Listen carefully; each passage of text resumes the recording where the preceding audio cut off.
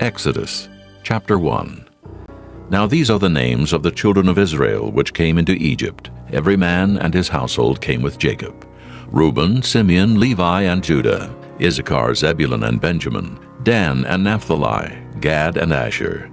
And all the souls that came out of the loins of Jacob were 70 souls, for Joseph was in Egypt already. And Joseph died, and all his brethren, and all that generation. And the children of Israel were fruitful and increased abundantly, and multiplied, and waxed exceedingly mighty, and the land was filled with them. Now there arose up a new king over Egypt, which knew not Joseph, and he said unto his people, Behold, the people of the children of Israel are more and mightier than we. Come on, let us deal wisely with them, lest they multiply. And it come to pass, that when there falleth out any war, they join also unto our enemies, and fight against us, and so get them up out of the land. Therefore they did set over them taskmasters to afflict them with their burdens. And they built for Pharaoh treasure cities, Pithom and Ramesses. But the more they afflicted them, the more they multiplied and grew, and they were grieved because of the children of Israel. And the Egyptians made the children of Israel to serve with rigor, and they made their lives bitter with hard bondage, in mortar and in brick, and in all manner of service in the field. All their service wherein they made them serve was with rigor. And the king of Egypt spake to the Hebrew midwives, of which the name of one was Shiphrah, and the name of the other Puah. And he said, When ye do the office of a midwife to the Hebrew women, and see them upon the stools, if it be a son, then ye shall kill him. But if it be a daughter, then she shall live. But the midwives feared God, and did not as the king of Egypt commanded them, but saved the men children alive.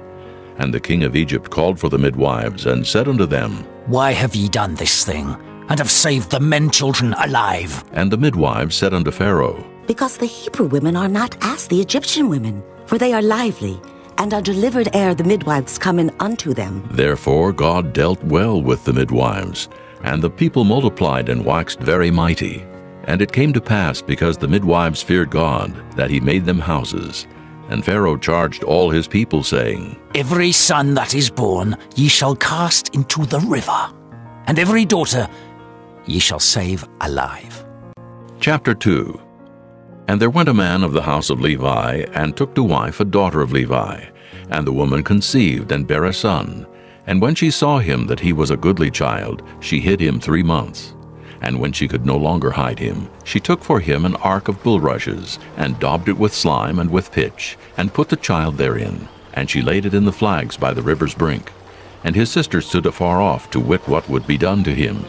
And the daughter of Pharaoh came down to wash herself at the river, and her maidens walked along by the river's side. And when she saw the ark among the flags, she sent her maid to fetch it. And when she had opened it, she saw the child, and behold, the babe wept. And she had compassion on him, and said, This is one of the Hebrews' children. Then said his sister to Pharaoh's daughter, Shall I go and call to thee a nurse of the Hebrew women, that she may nurse the child for thee? And Pharaoh's daughter said to her, Go. And the maid went and called the child's mother. And Pharaoh's daughter said unto her, Take this child away, and nurse it for me, and I will give thee thy wages. And the woman took the child and nursed it. And the child grew, and she brought him unto Pharaoh's daughter, and he became her son. And she called his name Moses. And she said, Because I drew him out of the water. And it came to pass in those days, when Moses was grown, that he went out unto his brethren, and looked on their burdens. And he spied an Egyptian smiting an Hebrew, one of his brethren.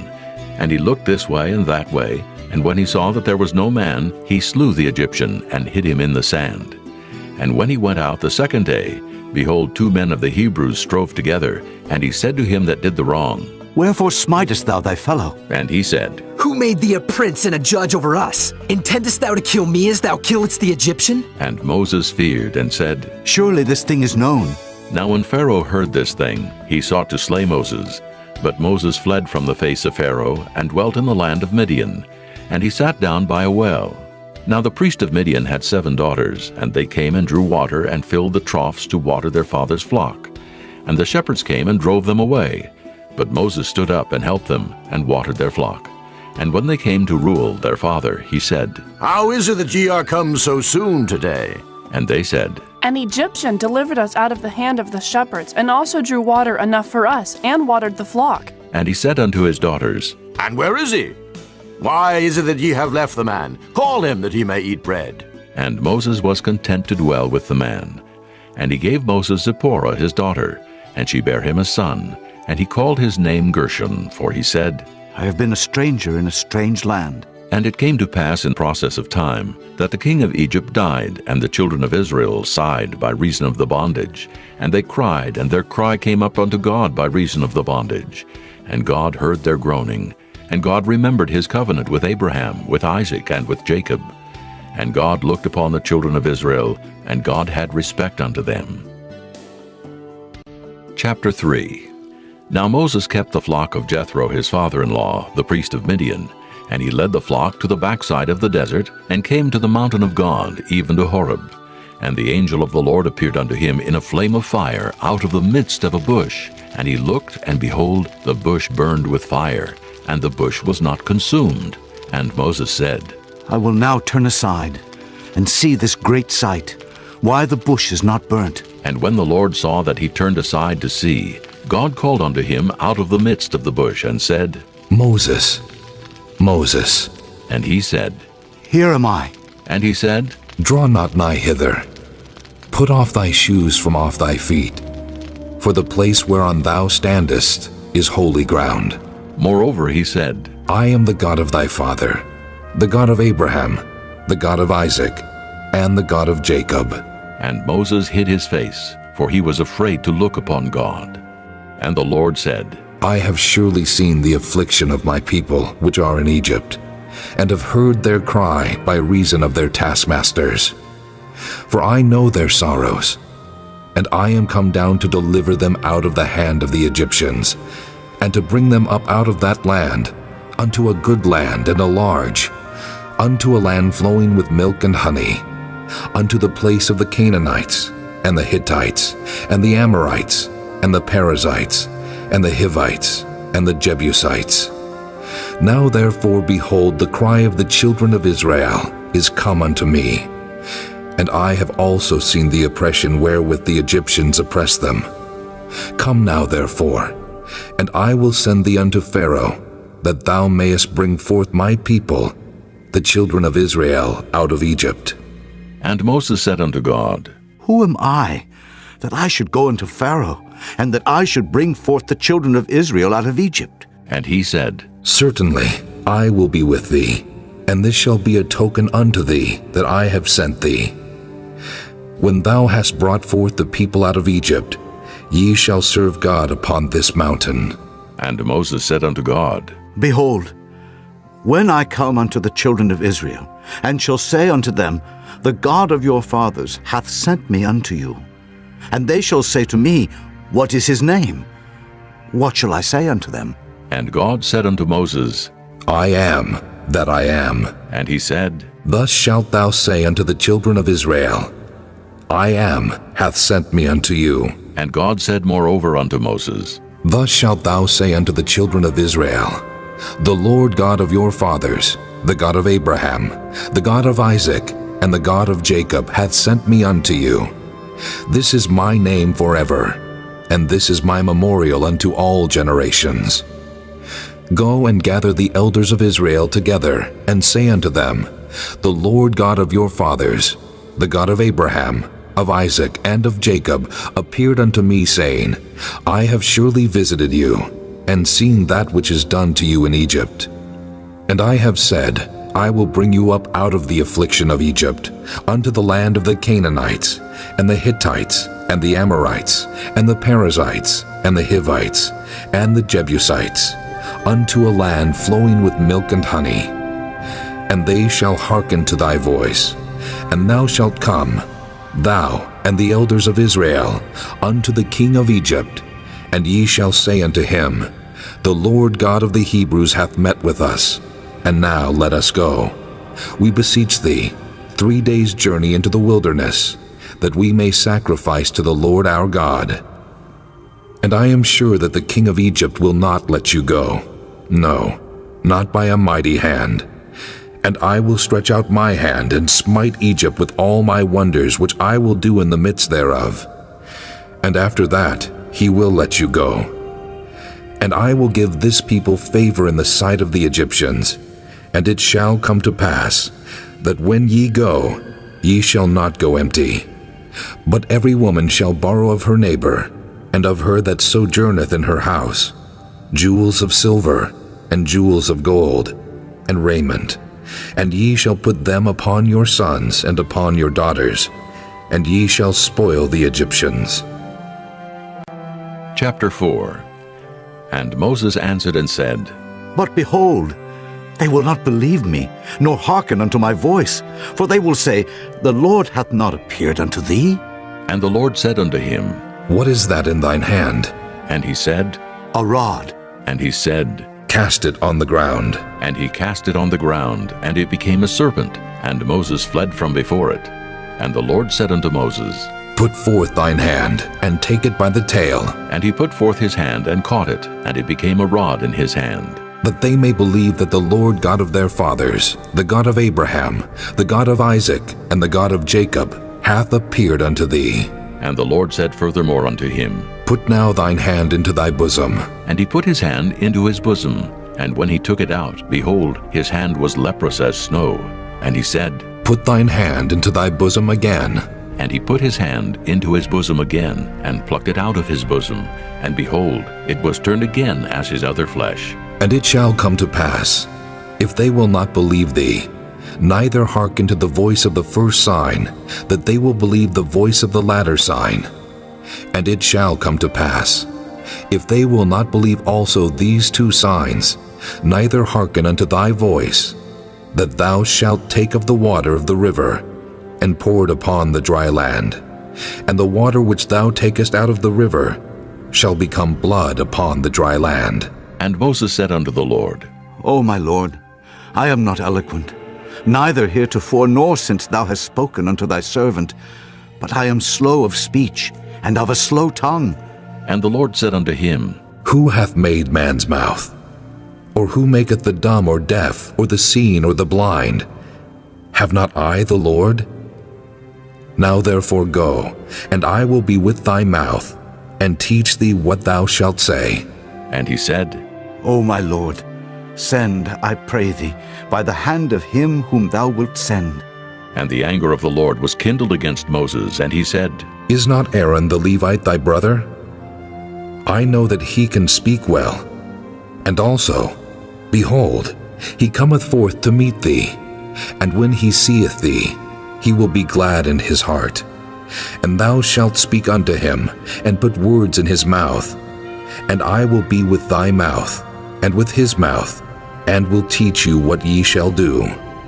And he shall be thy spokesman unto the people. And he shall be, even he shall be to thee instead of a mouth, and thou shalt be to him instead of God. And thou shalt take this rod in thine hand, wherewith thou shalt do signs. And Moses went and returned to Jethro his father-in-law, and said unto him, Let me go, I pray thee, and return unto my brethren which are in Egypt, and see whether they be yet alive. And Jethro said to Moses, Go in peace. And the Lord said unto Moses in Midian, Go, return into Egypt, for all the men are dead which sought thy life. And Moses took his wife and his sons, and set them upon an ass, and he returned to the land of Egypt. And Moses took the rod of God in his hand. And the Lord said unto Moses, When thou goest to return into Egypt, see that thou do all those wonders before Pharaoh, which I have put in thine hand. But I will harden his heart, that he shall not let the people go. And thou shalt say unto Pharaoh, Thus saith the Lord, Israel is my son, even my firstborn. And I say unto thee, Let my son go, that he may serve me. And if thou refuse to let him go, behold, I will slay thy son, even thy firstborn. And it came to pass by the way in the inn, that the Lord met him, and sought to kill him. Then Zipporah took a sharp stone, and cut off the foreskin of her son, and cast it at his feet, and said, Surely a bloody husband art thou to me. So he let him go. Then she said, A bloody husband thou art. because of the circumcision. And the Lord said to Aaron, Go into the wilderness to meet Moses. And he went and met him in the mount of God and kissed him. And Moses told Aaron all the words of the Lord who had sent him, and all the signs which he had commanded him. And Moses and Aaron went and gathered together all the elders of the children of Israel. And Aaron spake all the words which the Lord had spoken unto Moses, and did the signs in the sight of the people. And the people believed. And when they heard that the Lord had visited the children of Israel, and that he had looked upon their affliction, then they bowed their heads and worshipped. Chapter 5. And afterward Moses and Aaron went in and told Pharaoh, Thus saith the Lord God of Israel, Let my people go, that they may hold a feast unto me in the wilderness. And Pharaoh said, Who is the Lord, that I should obey his voice to let Israel go? I know not the Lord, neither will I let Israel go. And they said, The God of the Hebrews hath met with us. Let us go, we pray thee, 3 days' journey into the desert, and sacrifice unto the Lord our God, lest he fall upon us with pestilence or with the sword. And the king of Egypt said unto them, Wherefore do ye, Moses and Aaron, let the people from their works get you unto your burdens? And Pharaoh said, Behold, the people of the land now are many, and ye make them rest from their burdens. And Pharaoh commanded the same day the taskmasters of the people and their officers, saying, Ye shall no more give the people straw to make brick. As heretofore, let them go and gather straw for themselves. And the tale of the bricks, which they did make heretofore, ye shall lay upon them. Ye shall not diminish out thereof, for they be idle. Therefore they cry, saying, Let us go and sacrifice to our God. Let their more work be laid upon the men, that they may labor therein, and let them not regard vain words. And the taskmasters of the people went out, and their officers, and they spake to the people, saying, Thus saith Pharaoh, I will not give you straw. Go ye, get you straw where ye can find it, yet not aught of your work shall be diminished. So the people were scattered abroad throughout all the land of Egypt to gather stubble instead of straw.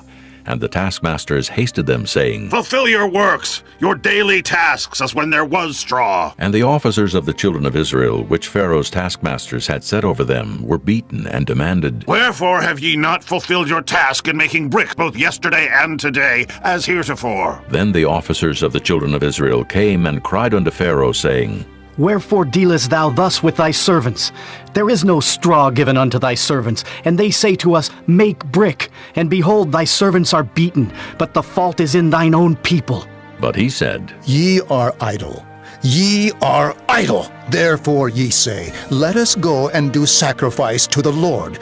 Go therefore now, and work. For there shall no straw be given you, yet shall ye deliver the tale of bricks. And the officers of the children of Israel did see that they were in evil case after it was said, Ye shall not diminish aught from your bricks of your daily task. And they met Moses and Aaron, who stood in the way as they came forth from Pharaoh. And they said unto them, The Lord look upon you and judge, because ye have made our Saviour to be abhorred in the eyes of Pharaoh, and in the eyes of his servants to put a sword in their hand to slay us. And Moses returned unto the Lord and said, Lord, wherefore hast thou so evil entreated this people? Why is it that thou hast sent me? For since I came to Pharaoh to speak in thy name, he hath done evil to this people. Neither hast thou delivered thy people at all. Chapter 6. Then the Lord said unto Moses, Now shalt thou see what I will do to Pharaoh. For with a strong hand shall he let them go, and with a strong hand shall he drive them out of his land. And God spake unto Moses and said unto him, I am the Lord, and I appeared unto Abraham, unto Isaac, and unto Jacob by the name of God Almighty. But by my name Jehovah was I not known to them. And I have also established my covenant with them, to give them the land of Canaan, the land of their pilgrimage, wherein they were strangers. And I have also heard the groaning of the children of Israel, whom the Egyptians keep in bondage, and I have remembered my covenant. Wherefore say unto the children of Israel, I am the Lord, and I will bring you out from under the burdens of the Egyptians. And I will rid you out of their bondage, and I will redeem you with a stretched out arm, and with great judgments. And I will take you to me for a people, and I will be to you a God, And ye shall know that I am the Lord your God, which bringeth you out from under the burdens of the Egyptians. And I will bring you in unto the land, concerning the which I did swear to give it to Abraham, to Isaac, and to Jacob. And I will give it you for an heritage. I am the Lord. And Moses spake so unto the children of Israel, but they hearkened not unto Moses for anguish of spirit and for cruel bondage. And the Lord spake unto Moses, saying, Go in, speak unto Pharaoh king of Egypt, that he let the children of Israel go out of his land. And Moses spake before the Lord, saying, Behold, the children of Israel have not hearkened unto me. How then shall Pharaoh hear me, who am of uncircumcised lips? And the Lord spake unto Moses and unto Aaron, and gave them a charge unto the children of Israel, and unto Pharaoh king of Egypt, to bring the children of Israel out of the land of Egypt. These be the heads of their fathers' houses. The sons of Reuben, the firstborn of Israel, Hanok, and Palu, Hezron, and Carmi. These be the families of Reuben. And the sons of Simeon, Jemuel, and Jamin, and Ohad, and Jachin, and Zohar, and Shaul, the son of a Canaanitish woman. These are the families of Simeon. And these are the names of the sons of Levi according to their generations, Gershon, and Kohath, and Merari. And the years of the life of Levi were 137 years. The sons of Gershon, Libni, and Shimei, according to their families. And the sons of Kohath, Amram, and Izhar, and Hebron, and Uzziel. And the years of the life of Kohath were 133 years. And the sons of Merari, Mahali, and Mushi. These are the families of Levi, according to their generations. And Amram took him Jochebed, his father's sister, to wife, and she bare him Aaron and Moses. And the years of the life of Amram were 137 years. And the sons of Izhar, Korah, and Nephig, and Zichri. And the sons of Uzziel, Mishael, and Elzaphan, and Zithri. And Aaron took him Elisheba, daughter of Aminadab, sister of Naashon, to wife. And she bare him Nadab, and Abihu, Eleazar, and Ithamar. And the sons of Korah, Asir, and Elkanah, and Abiasaph. These are the families of the Korhites. And Eleazar, Aaron's son, took him one of the daughters of Putiel to wife, and she bare him Phinehas. These are the heads of the fathers of the Levites according to their families. These are that Aaron and Moses, to whom the Lord said, Bring out the children of Israel from the land of Egypt, according to their armies. These are they which spake to Pharaoh king of Egypt, to bring out the children of Israel from Egypt. These are that Moses and Aaron. And it came to pass on the day when the Lord spake unto Moses in the land of Egypt, that the Lord spake unto Moses, saying, I am the Lord. Speak thou unto Pharaoh king of Egypt all that I say unto thee. And Moses said before the Lord, Behold, I am of uncircumcised lips, and how shall Pharaoh hearken unto me? Chapter 7. And the Lord said unto Moses, See, I have made thee a god to Pharaoh, and Aaron thy brother shall be thy prophet. Thou shalt speak all that I command thee, and Aaron thy brother shall speak unto Pharaoh, that he send the children of Israel out of his land. And I will harden Pharaoh's heart, and multiply my signs and my wonders in the land of Egypt. But Pharaoh shall not hearken unto you, that I may lay my hand upon Egypt, and bring forth mine armies, and my people, the children of Israel, out of the land of Egypt by great judgments. And the Egyptians shall know that I am the Lord, when I stretch forth mine hand upon Egypt, and bring out the children of Israel from among them. And Moses and Aaron did as the Lord commanded them, so did they. And Moses was 80 years old, and Aaron 83 years old, when they spake unto Pharaoh. And the Lord spake unto Moses and unto Aaron, saying, When Pharaoh shall speak unto you, saying, Show a miracle for you, then thou shalt say unto Aaron, Take thy rod, and cast it before Pharaoh, and it shall become a serpent.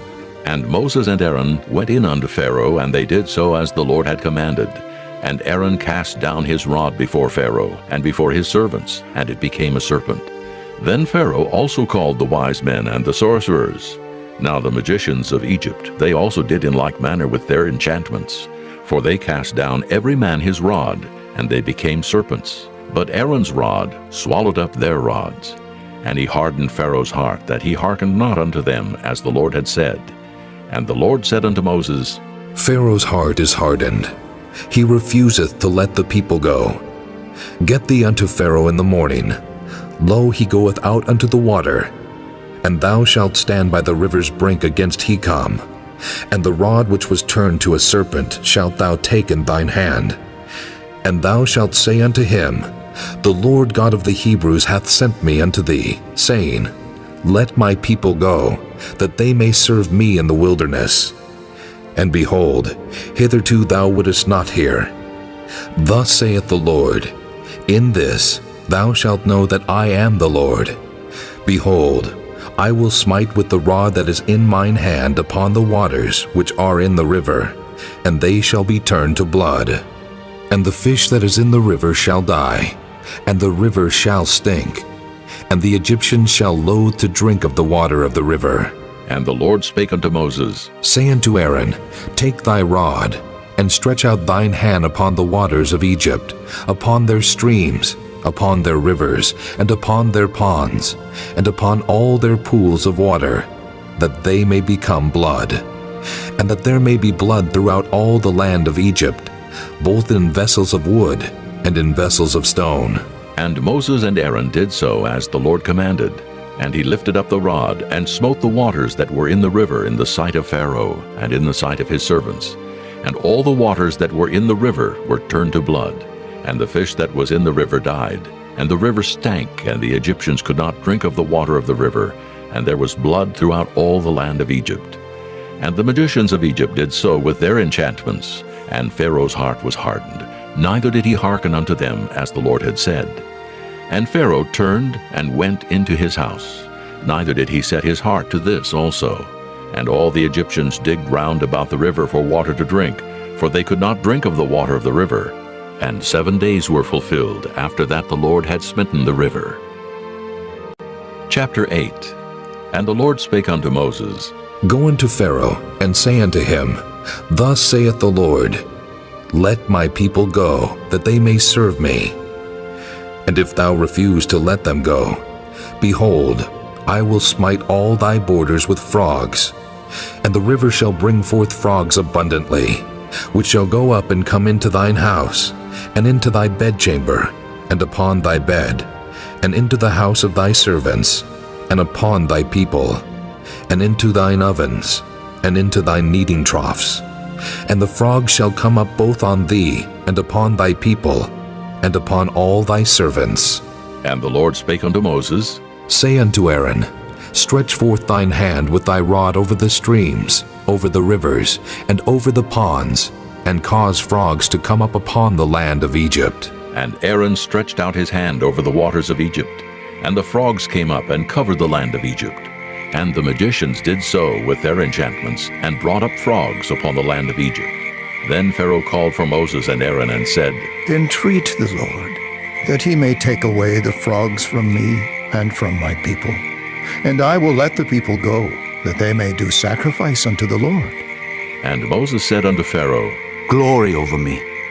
When shall I entreat for thee, and for thy servants, and for thy people, to destroy the frogs from thee and thy houses, that they may remain in the river only? And he said, Tomorrow. And he said, Be it according to thy word, that thou mayest know that there is none like unto the Lord our God.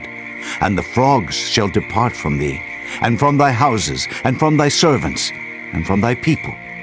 They shall remain in the river only. And Moses and Aaron went out from Pharaoh, and Moses cried unto the Lord because of the frogs which he had brought against Pharaoh. And the Lord did according to the word of Moses, and the frogs died out of the houses, out of the villages, and out of the fields. And they gathered them together upon heaps, and the land stank.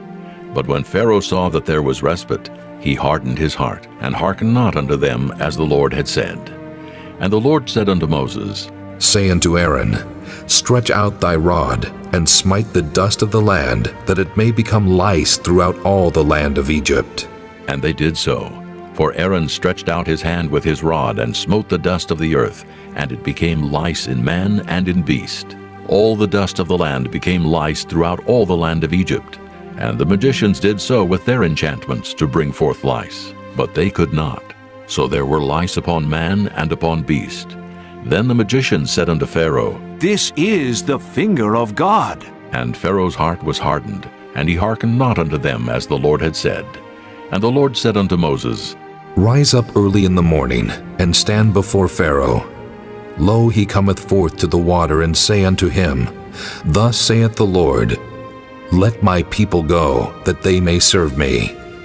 Else, if thou wilt not let my people go, behold, I will send swarms of flies upon thee, and upon thy servants, and upon thy people, and into thy houses, and the houses of the Egyptians shall be full of swarms of flies, and also the ground whereon they are. And I will sever in that day the land of Goshen, in which my people dwell, that no swarms of flies shall be there, to the end thou mayest know that I am the Lord in the midst of the earth. And I will put a division between my people and thy people. Tomorrow shall this sign be. And the Lord did so, and there came a grievous swarm of flies into the house of Pharaoh, and into his servants' houses, and into all the land of Egypt. The land was corrupted by reason of the swarm of flies. And Pharaoh called for Moses and for Aaron, and said, Go ye, sacrifice to your God in the land. And Moses said, It is not meet so to do, for we shall sacrifice the abomination of the Egyptians to the Lord our God. Lo, shall we sacrifice the abomination of the Egyptians before their eyes? And will they not stone us? We will go 3 days' journey into the wilderness, and sacrifice to the Lord our God, as he shall command us. And Pharaoh said, I will let you go, that ye may sacrifice to the Lord your God in the wilderness. Only ye shall not go very far away. Entreat for me. And Moses said, Behold, I go out from thee, and I will entreat the Lord that the swarms of flies may depart from Pharaoh, from his servants, and from his people tomorrow. But let not Pharaoh deal deceitfully any more in not letting the people go to sacrifice to the Lord. And Moses went out from Pharaoh and entreated the Lord. And the Lord did according to the word of Moses, and he removed the swarms of flies from Pharaoh, from his servants, and from his people. There remained not one. And Pharaoh hardened his heart at this time also, neither would he let the people go. Chapter 9. Then the Lord said unto Moses, Go in unto Pharaoh, and tell him, Thus saith the Lord God of the Hebrews, Let my people go, that they may serve me. For if thou refuse to let them go, and wilt hold them still, behold, the hand of the Lord is upon thy cattle, which is in the field, upon the horses, upon the asses, upon the camels, upon the oxen, and upon the sheep. There shall be a very grievous murrain.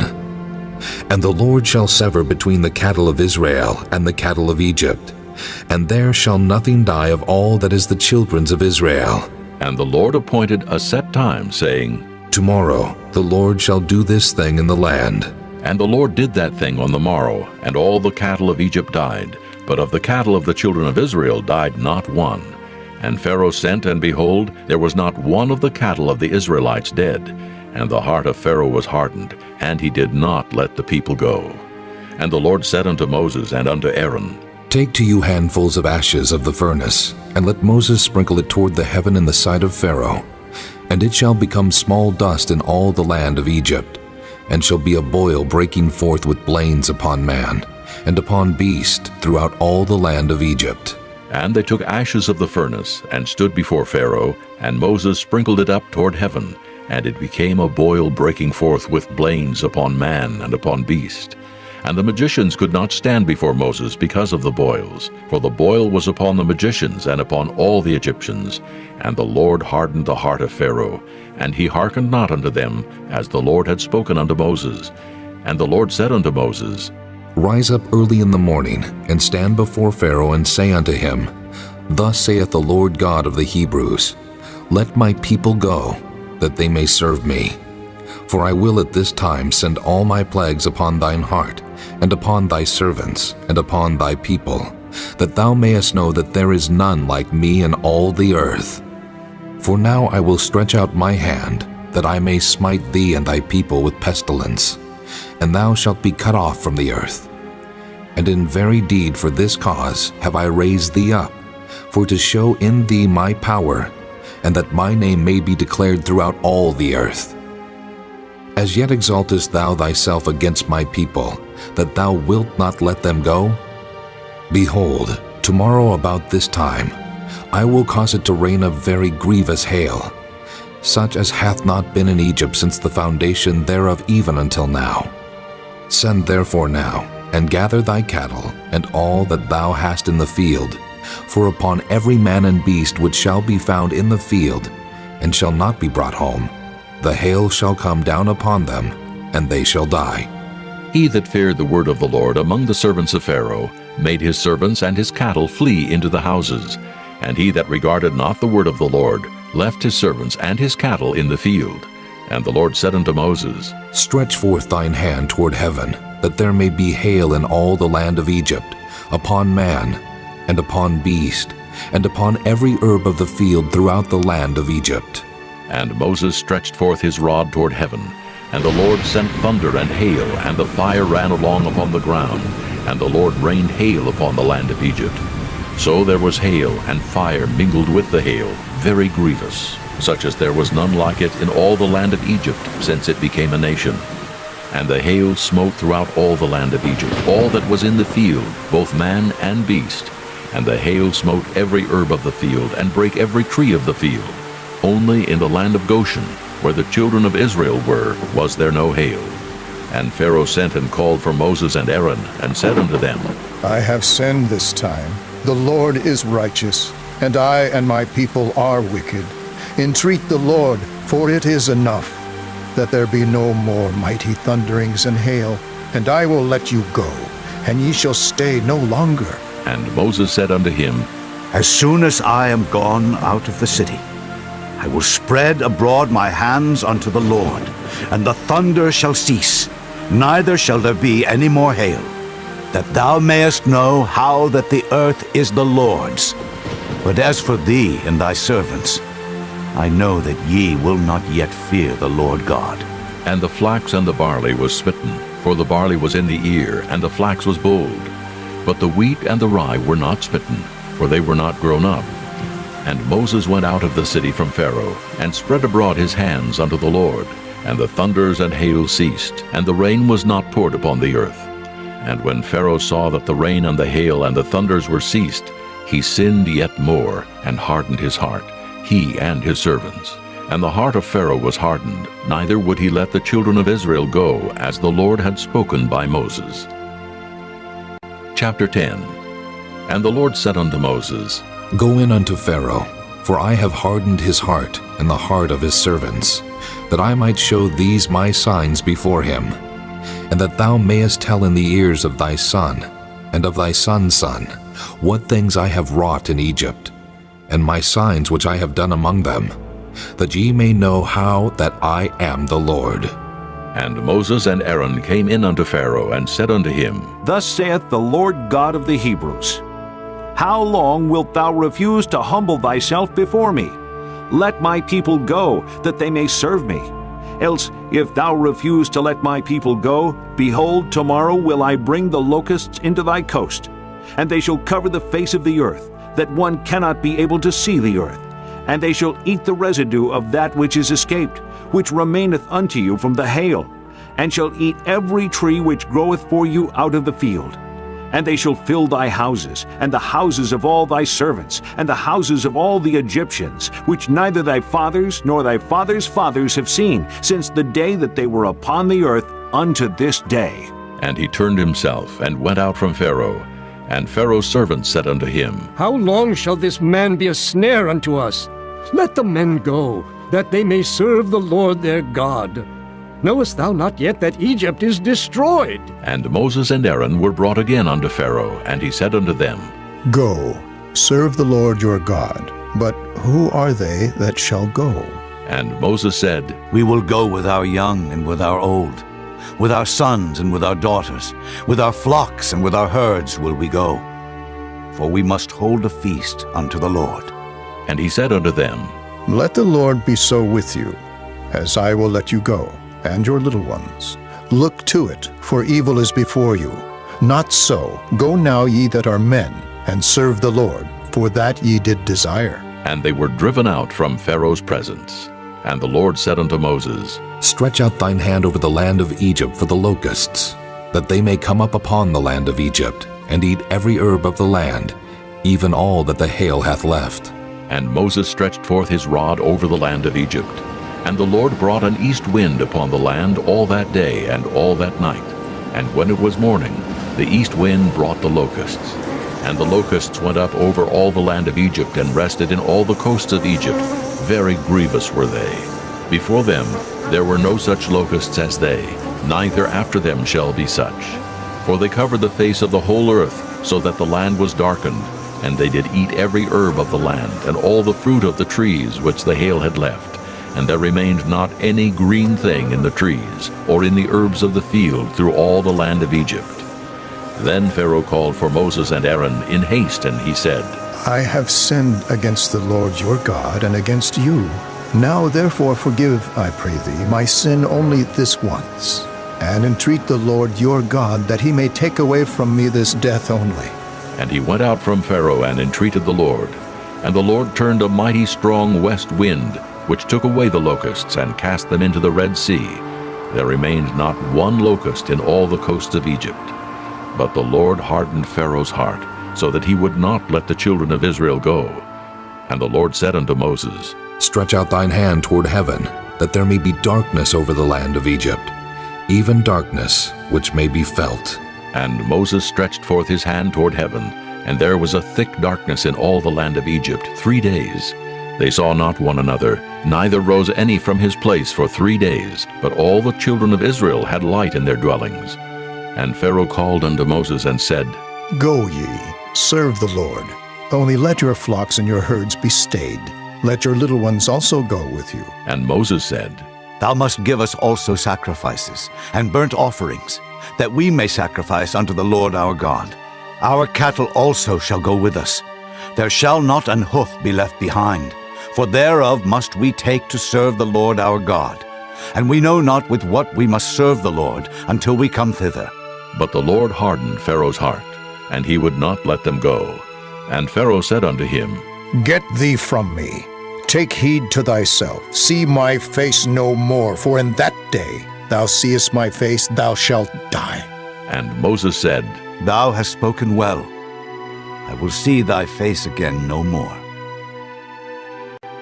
Chapter 11. And the Lord said unto Moses, Yet will I bring one plague more upon Pharaoh and upon Egypt. Afterwards he will let you go hence. When he shall let you go, he shall surely thrust you out hence altogether. Speak now in the ears of the people, and let every man borrow of his neighbor, and every woman of her neighbor, jewels of silver and jewels of gold. And the Lord gave the people favor in the sight of the Egyptians. Moreover, the man Moses was very great in the land of Egypt, in the sight of Pharaoh's servants, and in the sight of the people. And Moses said, Thus saith the Lord, About midnight will I go out into the midst of Egypt, and all the firstborn in the land of Egypt shall die, from the firstborn of Pharaoh that sitteth upon his throne, even unto the firstborn of the maidservant that is behind the mill, and all the firstborn of beasts. And there shall be a great cry throughout all the land of Egypt, such as there was none like it, nor shall be like it any more. But against any of the children of Israel shall not a dog move his tongue, against man or beast, that ye may know how that the Lord doth put a difference between the Egyptians and Israel. And all these thy servants shall come down unto me, and bow down themselves unto me, saying, Get thee out, and all the people that follow thee. And after that I will go out. And he went out from Pharaoh in a great anger. And the Lord said unto Moses, Pharaoh shall not hearken unto you, that my wonders may be multiplied in the land of Egypt. And Moses and Aaron did all these wonders before Pharaoh. And the Lord hardened Pharaoh's heart, so that he would not let the children of Israel go out of his land. Chapter 12.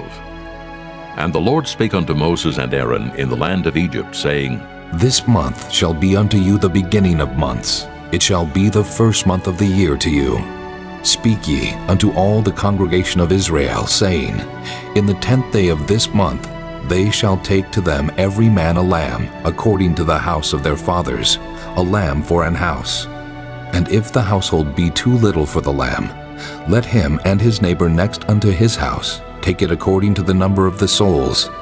Every man according to his eating shall make your count for the lamb. Your lamb shall be without blemish, a male of the first year. Ye shall take it out from the sheep, or from the goats, and ye shall keep it up until the 14th day of the same month. And the whole assembly of the congregation of Israel shall kill it in the evening. And they shall take of the blood, and strike it on the 2 side posts, and on the upper doorpost of the houses, wherein they shall eat it. And they shall eat the flesh in that night, roast with fire and unleavened bread, and with bitter herbs they shall eat it. Eat not of it raw, nor sodden at all with water, but roast with fire his head with his legs, and with the purtenance thereof. And ye shall let nothing of it remain until the morning. And that which remaineth of it until the morning ye shall burn with fire. And thus shall ye eat it, with your loins girded, your shoes on your feet, and your staff in your hand. And ye shall eat it in haste. It is the Lord's Passover. For I will pass through the land of Egypt this night, and will smite all the firstborn in the land of Egypt, both man and beast, and against all the gods of Egypt I will execute judgment. I am the Lord. And the blood shall be to you for a token upon the houses where ye are. And when I see the blood, I will pass over you, and the plague shall not be upon you to destroy you when I smite the land of Egypt. And this day shall be unto you for a memorial, and ye shall keep it a feast to the Lord throughout your generations. Ye shall keep it a feast by an ordinance forever. 7 days shall ye eat unleavened bread. Even the first day ye shall put away leaven out of your houses. For whosoever eateth leavened bread from the first day until the 7th day, that soul shall be cut off from Israel. And in the first day there shall be an holy convocation, and in the 7th day there shall be an holy convocation to you. No manner of work shall be done in them, save that which every man must eat, that only may be done of you. And ye shall observe the feast of unleavened bread. For in this selfsame day have I brought your armies out of the land of Egypt. Therefore shall ye observe this day in your generations by an ordinance forever. In the first month, on the 14th day of the month at even, ye shall eat unleavened bread until the 21st day of the month at even. 7 days shall there be no leaven found in your houses. For whosoever eateth that which is leavened, even that soul shall be cut off from the congregation of Israel, whether he be a stranger or born in the land. Ye shall eat nothing leavened. In all your habitations shall ye eat unleavened bread. Then Moses called for all the elders of Israel and said unto them, Draw out and take you a lamb according to your families, and kill the Passover. And ye shall take a bunch of hyssop, and dip it in the blood that is in the basin, and strike the lintel and the 2 side posts with the blood that is in the basin.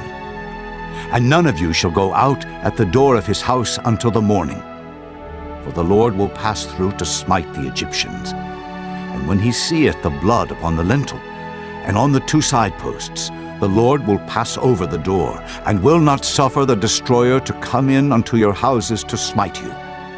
And ye shall observe this thing for an ordinance to thee and to thy sons forever. And it shall come to pass, when ye be come to the land which the Lord will give you, according as he hath promised, that ye shall keep this service. And it shall come to pass, when your children shall say unto you, What mean ye by this service? That ye shall say, It is the sacrifice of the Lord's Passover, who passed over the houses of the children of Israel in Egypt when he smote the Egyptians, and delivered our houses. And the people bowed the head and worshipped. And the children of Israel went away, and did as the Lord had commanded Moses and Aaron, so did they. And it came to pass that at midnight the Lord smote all the firstborn in the land of Egypt, from the firstborn of Pharaoh that sat on his throne, unto the firstborn of the captive that was in the dungeon, and all the firstborn of cattle. And Pharaoh rose up in the night, he and all his servants, and all the Egyptians, and there was a great cry in Egypt, for there was not a house where there was not one dead. And he called for Moses and Aaron by night and said, Rise up and get you forth from among my people, both ye and the children of Israel, and go, serve the Lord as ye have said. Also take your flocks and your herds, as ye have said, and be gone, and bless me also. And the Egyptians were urgent upon the people that they might send them out of the land in haste, for they said, We be all dead men. And the people took their dough before it was leavened, their kneading troughs being bound up in their clothes upon their shoulders. And the children of Israel did according to the word of Moses, and they borrowed of the Egyptians jewels of silver and jewels of gold and raiment. And the Lord gave the people favor in the sight of the Egyptians, so that they lent unto them such things as they required, and they spoiled the Egyptians. And the children of Israel journeyed from Ramesses to Succoth, about 600,000 on foot that were men, beside children. And a mixed multitude went up also with them, and flocks and herds, even very much cattle. And they baked unleavened cakes of the dough which they brought forth out of Egypt, for it was not leavened, because they were thrust out of Egypt, and could not tarry, neither had they prepared for themselves any victual. Now the sojourning of the children of Israel who dwelt in Egypt was 430 years. And it came to pass at the end of the 430 years, even the selfsame day it came to pass, that all the hosts of the Lord went out from the land of Egypt. It is a night to be much observed unto the Lord for bringing them out of the land of Egypt. This is that night of the Lord to be observed of all the children of Israel in their generations. And the Lord said unto Moses and Aaron, This is the ordinance of the Passover. There shall no stranger eat thereof.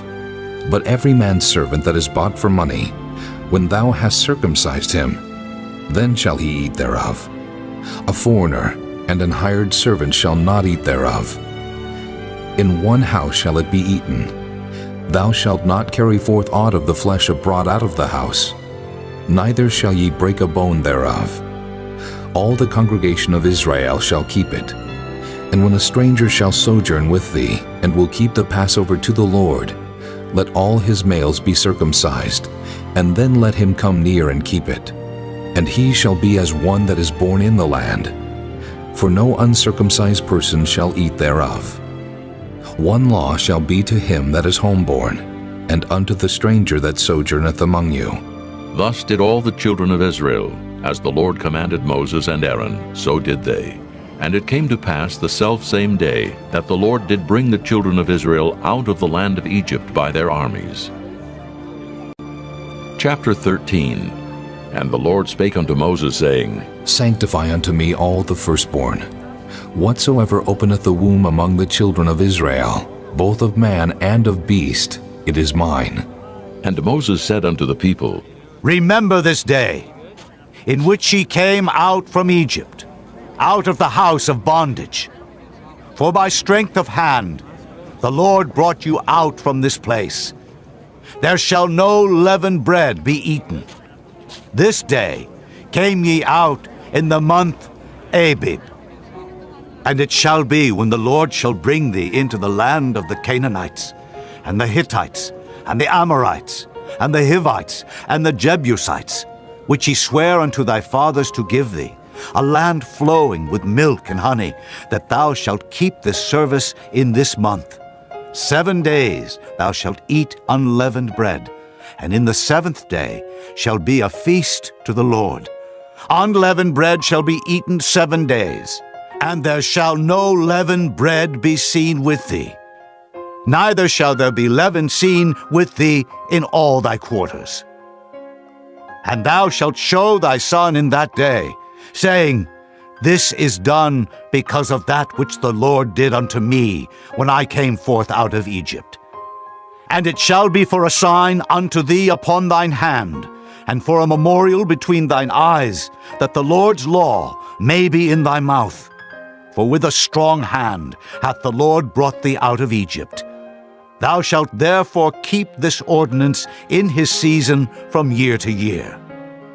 And it shall be, when the Lord shall bring thee into the land of the Canaanites, as he sware unto thee and to thy fathers, and shall give it thee, that thou shalt set apart unto the Lord all that openeth the matrix, and every firstling that cometh of a beast which thou hast, the males shall be the Lord's. And every firstling of an ass thou shalt redeem with a lamb. And if thou wilt not redeem it, then thou shalt break his neck. And all the firstborn of man among thy children shalt thou redeem. And it shall be when thy son asketh thee in time to come, saying, What is this? That thou shalt say unto him, By strength of hand the Lord brought us out from Egypt, from the house of bondage. And it came to pass, when Pharaoh would hardly let us go, that the Lord slew all the firstborn in the land of Egypt, both the firstborn of man and the firstborn of beast. Therefore I sacrifice to the Lord all that openeth the matrix, being males, but all the firstborn of my children I redeem. And it shall be for a token upon thine hand, and for frontlets between thine eyes, for by strength of hand the Lord brought us forth out of Egypt. And it came to pass, when Pharaoh had let the people go, that God led them not through the way of the land of the Philistines, although that was near. For God said, Lest peradventure the people repent when they see war, and they return to Egypt. But God led the people about through the way of the wilderness of the Red Sea. And the children of Israel went up harnessed out of the land of Egypt. And Moses took the bones of Joseph with him, for he had straitly sworn the children of Israel, saying, God will surely visit you, and ye shall carry up my bones away hence with you. And they took their journey from Succoth, and encamped in Etham in the edge of the wilderness. And the Lord went before them by day in a pillar of cloud to lead them the way, and by night in a pillar of fire to give them light, to go by day and night. He took not away the pillar of the cloud by day, nor the pillar of fire by night from before the people. Chapter 14. And the Lord spake unto Moses, saying, Speak unto the children of Israel, that they turn and encamp before Pi-hahiroth, between Migdol and the sea, over against Baal-zephon. Before it shall ye encamp by the sea. For Pharaoh will say of the children of Israel, They are entangled in the land, the wilderness hath shut them in. And I will harden Pharaoh's heart, that he shall follow after them.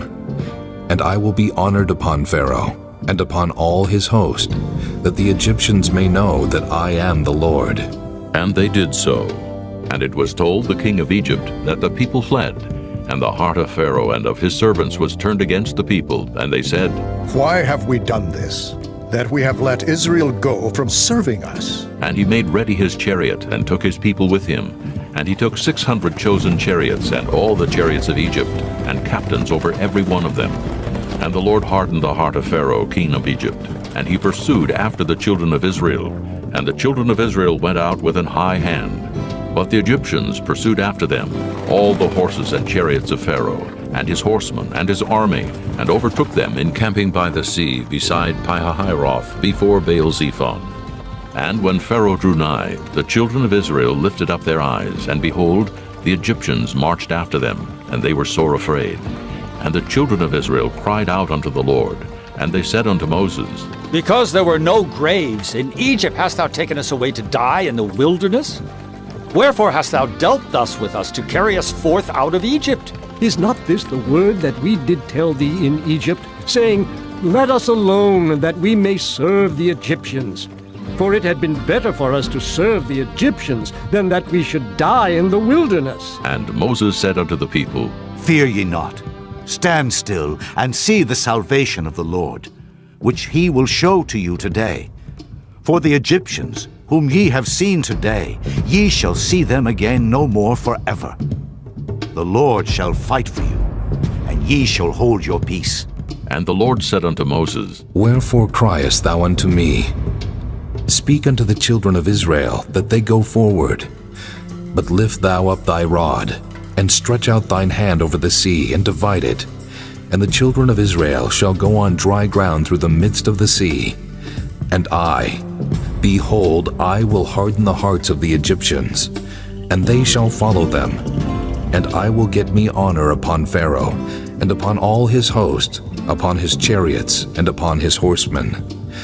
And the Egyptians shall know that I am the Lord, when I have gotten me honor upon Pharaoh, upon his chariots, and upon his horsemen. And the angel of God, which went before the camp of Israel, removed and went behind them. And the pillar of the cloud went from before their face, and stood behind them.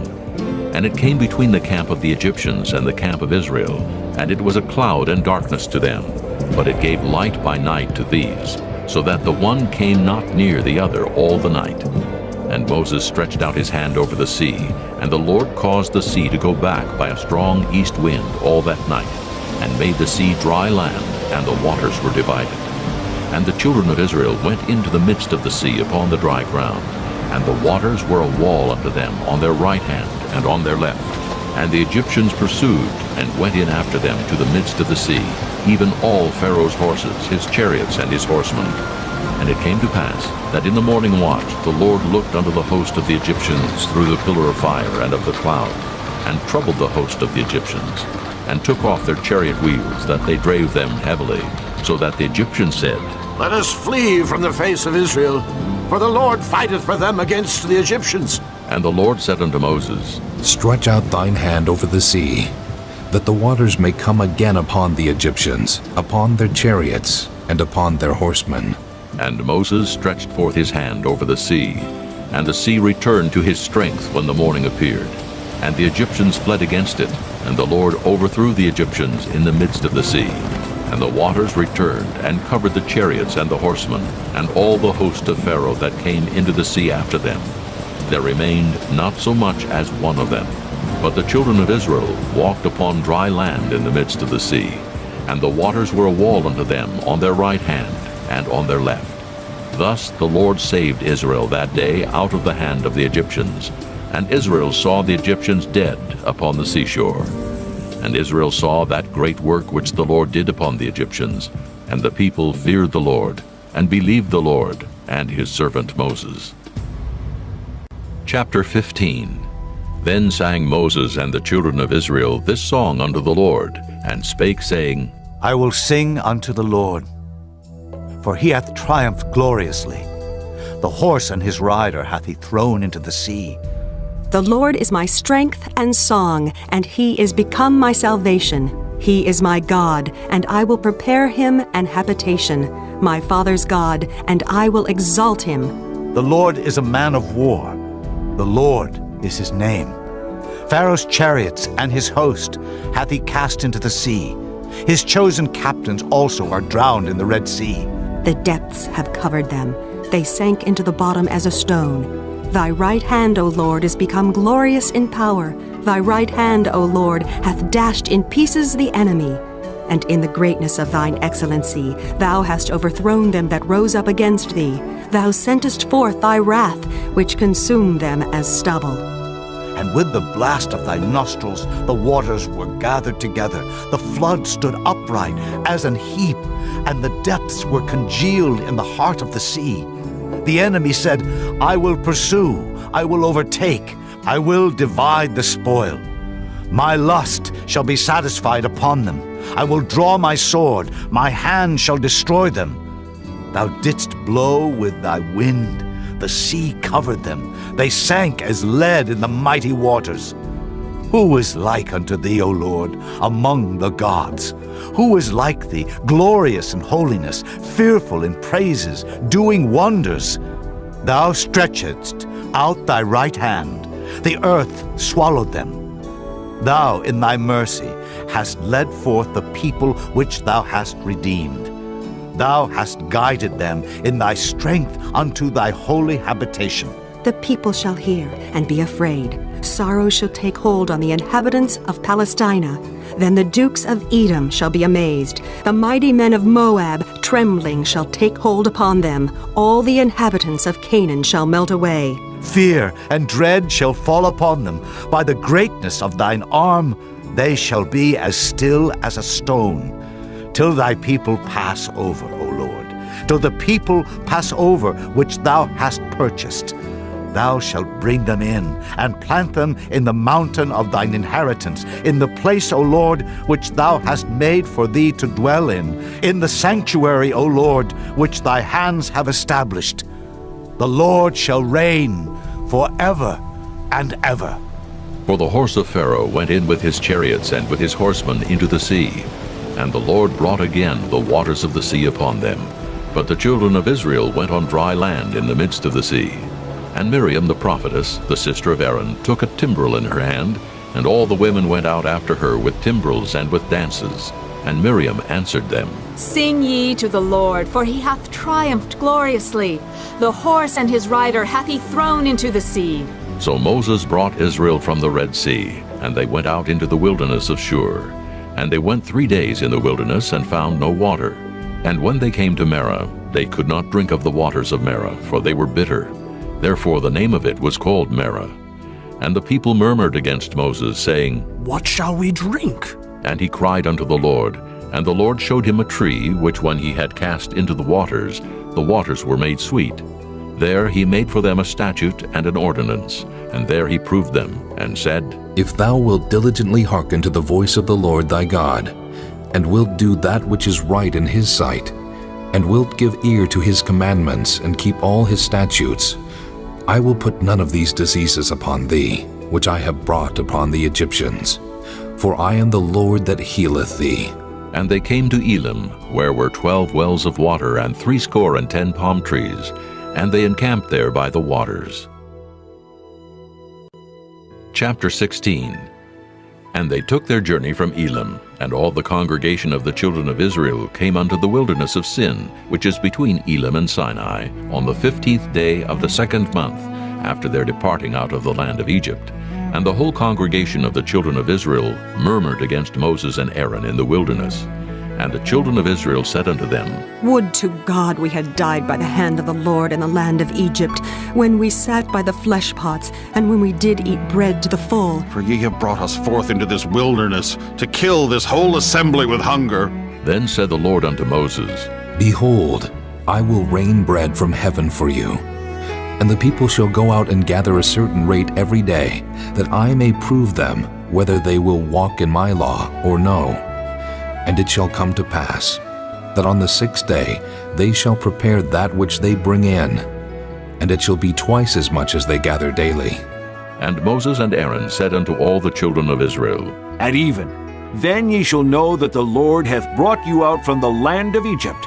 And in the morning, then ye shall see the glory of the Lord, for that he heareth your murmurings against the Lord. And what are we, that ye murmur against us? And Moses said, This shall be, when the Lord shall give you in the evening flesh to eat, and in the morning bread to the full, for that the Lord heareth your murmurings, which ye murmur against him. And what are we? Your murmurings are not against us, but against the Lord. And Moses spake unto Aaron, Say unto all the congregation of the children of Israel, Come near before the Lord, for he hath heard your murmurings.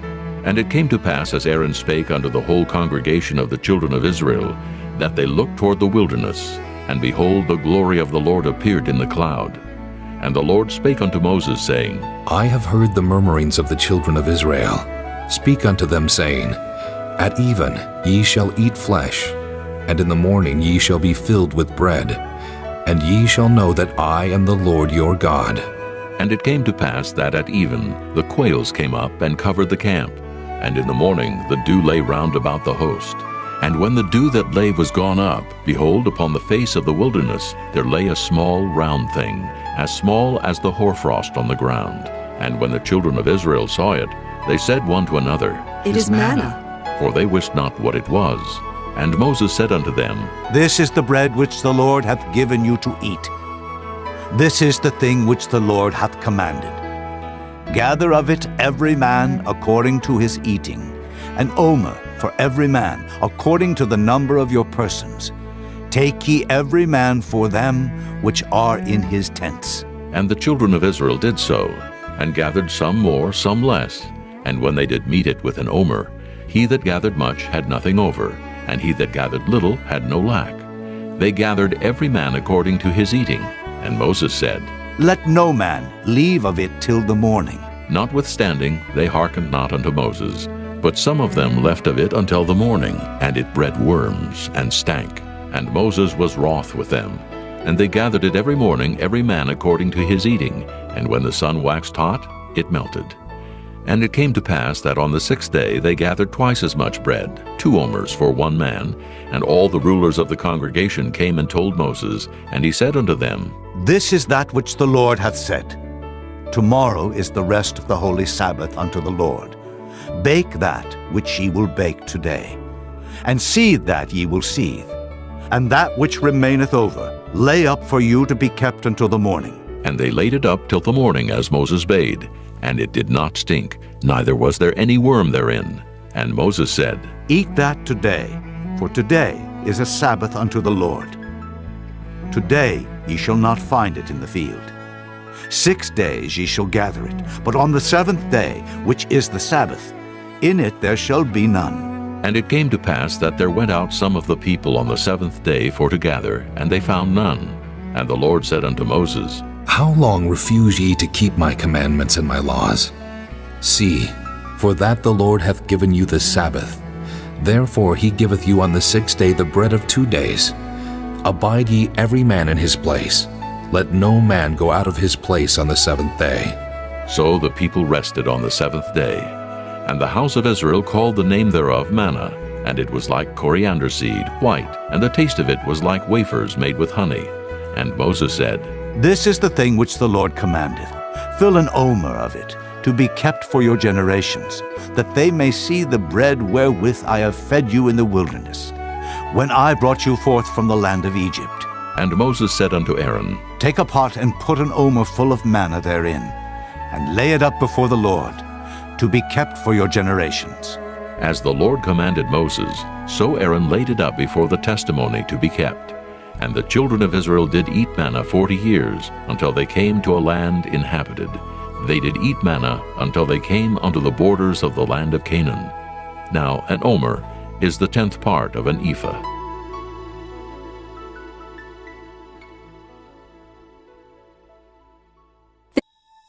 Chapter 17. And all the congregation of the children of Israel journeyed from the wilderness of Sin, after their journeys according to the commandment of the Lord, and pitched in Rephidim. And there was no water for the people to drink. Wherefore the people did chide with Moses, and said, Give us water, that we may drink. And Moses said unto them, Why chide ye with me? Wherefore do ye tempt the Lord? And the people thirsted there for water. And the people murmured against Moses, and said, Wherefore is this, that thou hast brought us up out of Egypt, to kill us and our children and our cattle with thirst? And Moses cried unto the Lord, saying, What shall I do unto this people?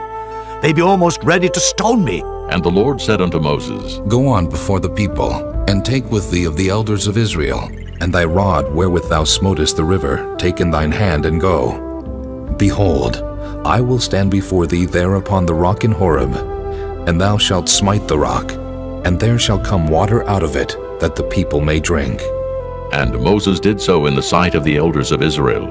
And he called the name of the place Massah and Meribah, because of the chiding of the children of Israel, and because they tempted the Lord, saying, Is the Lord among us, or not? Then came Amalek and fought with Israel in Rephidim.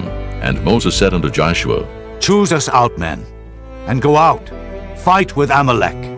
Tomorrow I will stand on the top of the hill with the rod of God in mine hand. So Joshua did as Moses had said to him, and fought with Amalek.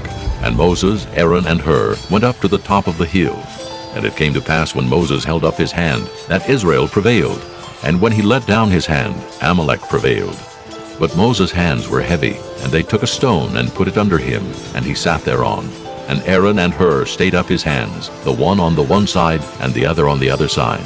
And his hands were steady until the going down of the sun. And Joshua discomfited Amalek and his people with the edge of the sword. And the Lord said unto Moses, Write this for a memorial in a book, and rehearse it in the ears of Joshua. For I will utterly put out the remembrance of Amalek from under heaven.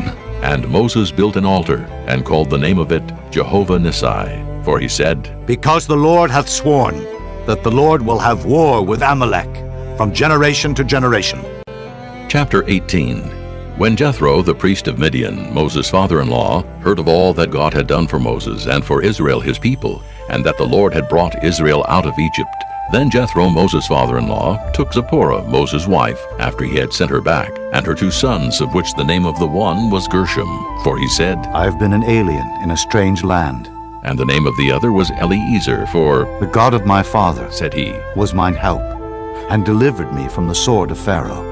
And Jethro, Moses' father-in-law, came with his sons and his wife unto Moses into the wilderness, where he encamped at the mount of God. And he said unto Moses, I, thy father-in-law Jethro, am come unto thee, and thy wife and her 2 sons with her. And Moses went out to meet his father-in-law, and did obeisance, and kissed him. And they asked each other of their welfare, and they came into the tent. And Moses told his father-in-law all that the Lord had done unto Pharaoh and to the Egyptians for Israel's sake, and all the travail that had come upon them by the way, and how the Lord delivered them.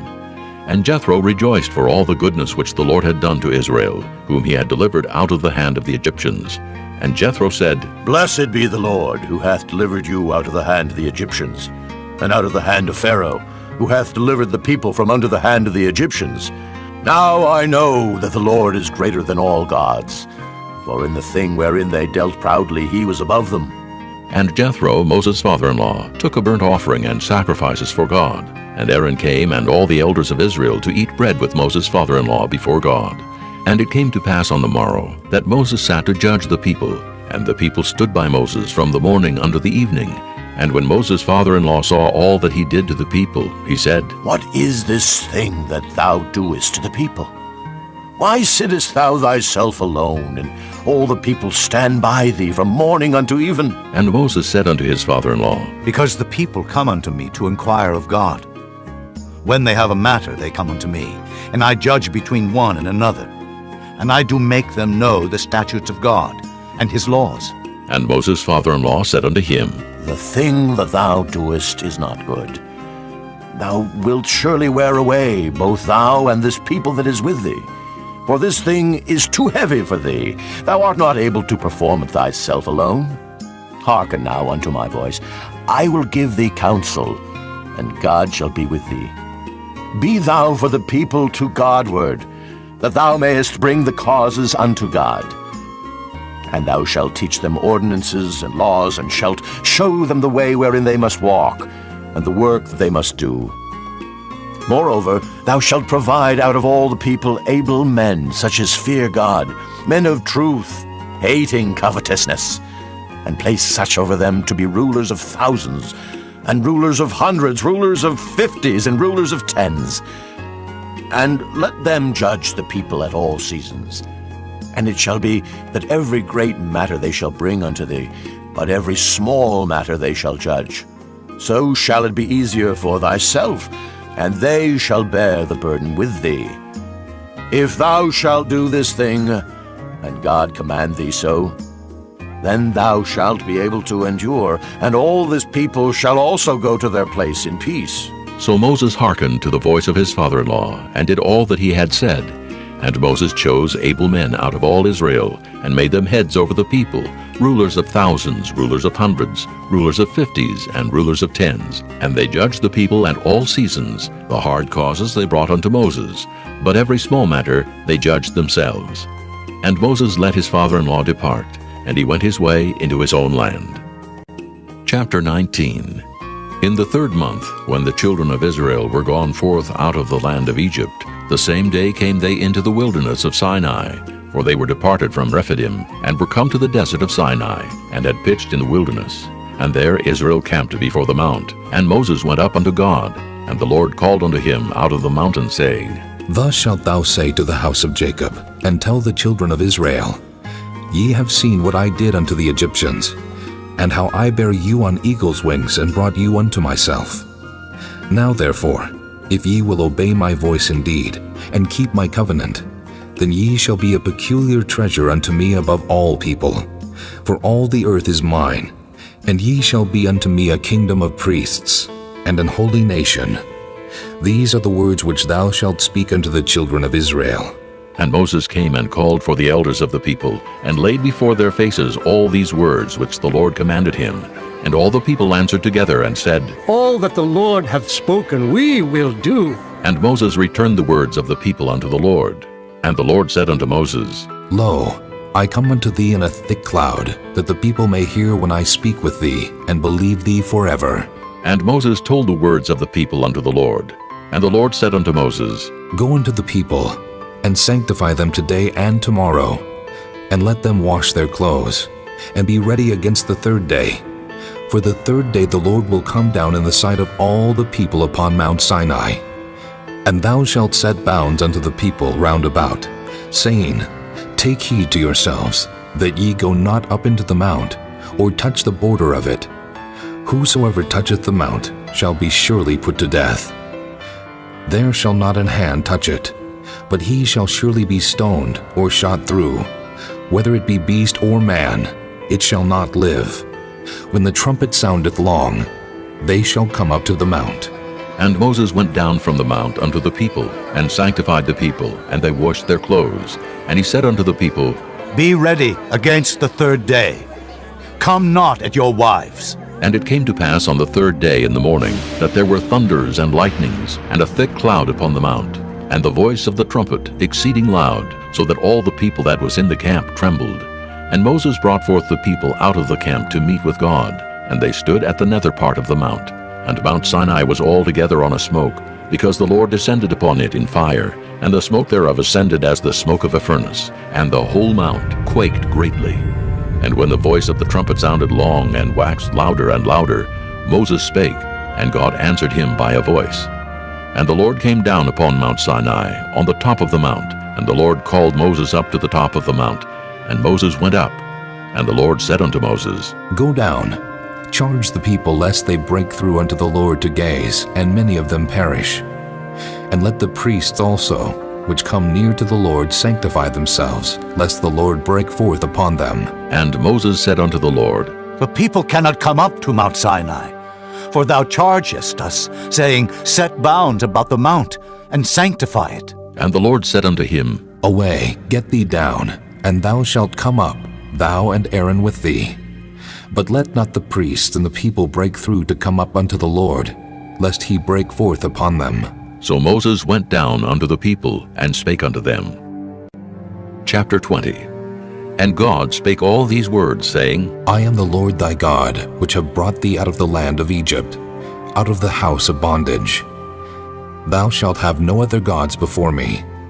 Thou shalt not make unto thee any graven image, or any likeness of anything that is in heaven above, or that is in the earth beneath, or that is in the water under the earth. Thou shalt not bow down thyself to them, nor serve them. For I, the Lord thy God, am a jealous God, visiting the iniquity of the fathers upon the children unto the third and fourth generation of them that hate me, and showing mercy unto thousands of them that love me, and keep my commandments. Thou shalt not take the name of the Lord thy God in vain, for the Lord will not hold him guiltless that taketh his name in vain. Remember the Sabbath day to keep it holy. 6 days shalt thou labor and do all thy work, but the seventh day is the Sabbath of the Lord thy God.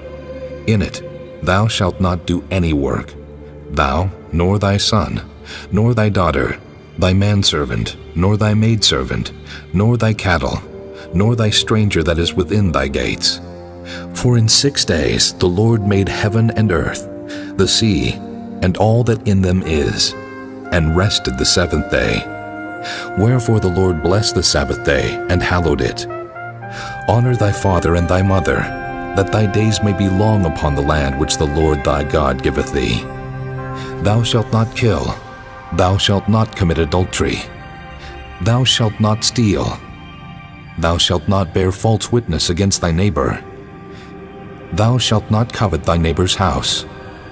Thou shalt not covet thy neighbor's wife, nor his manservant, nor his maidservant, nor his ox, nor his ass, nor anything that is thy neighbor's. And all the people saw the thunderings and the lightnings, and the noise of the trumpet, and the mountain smoking.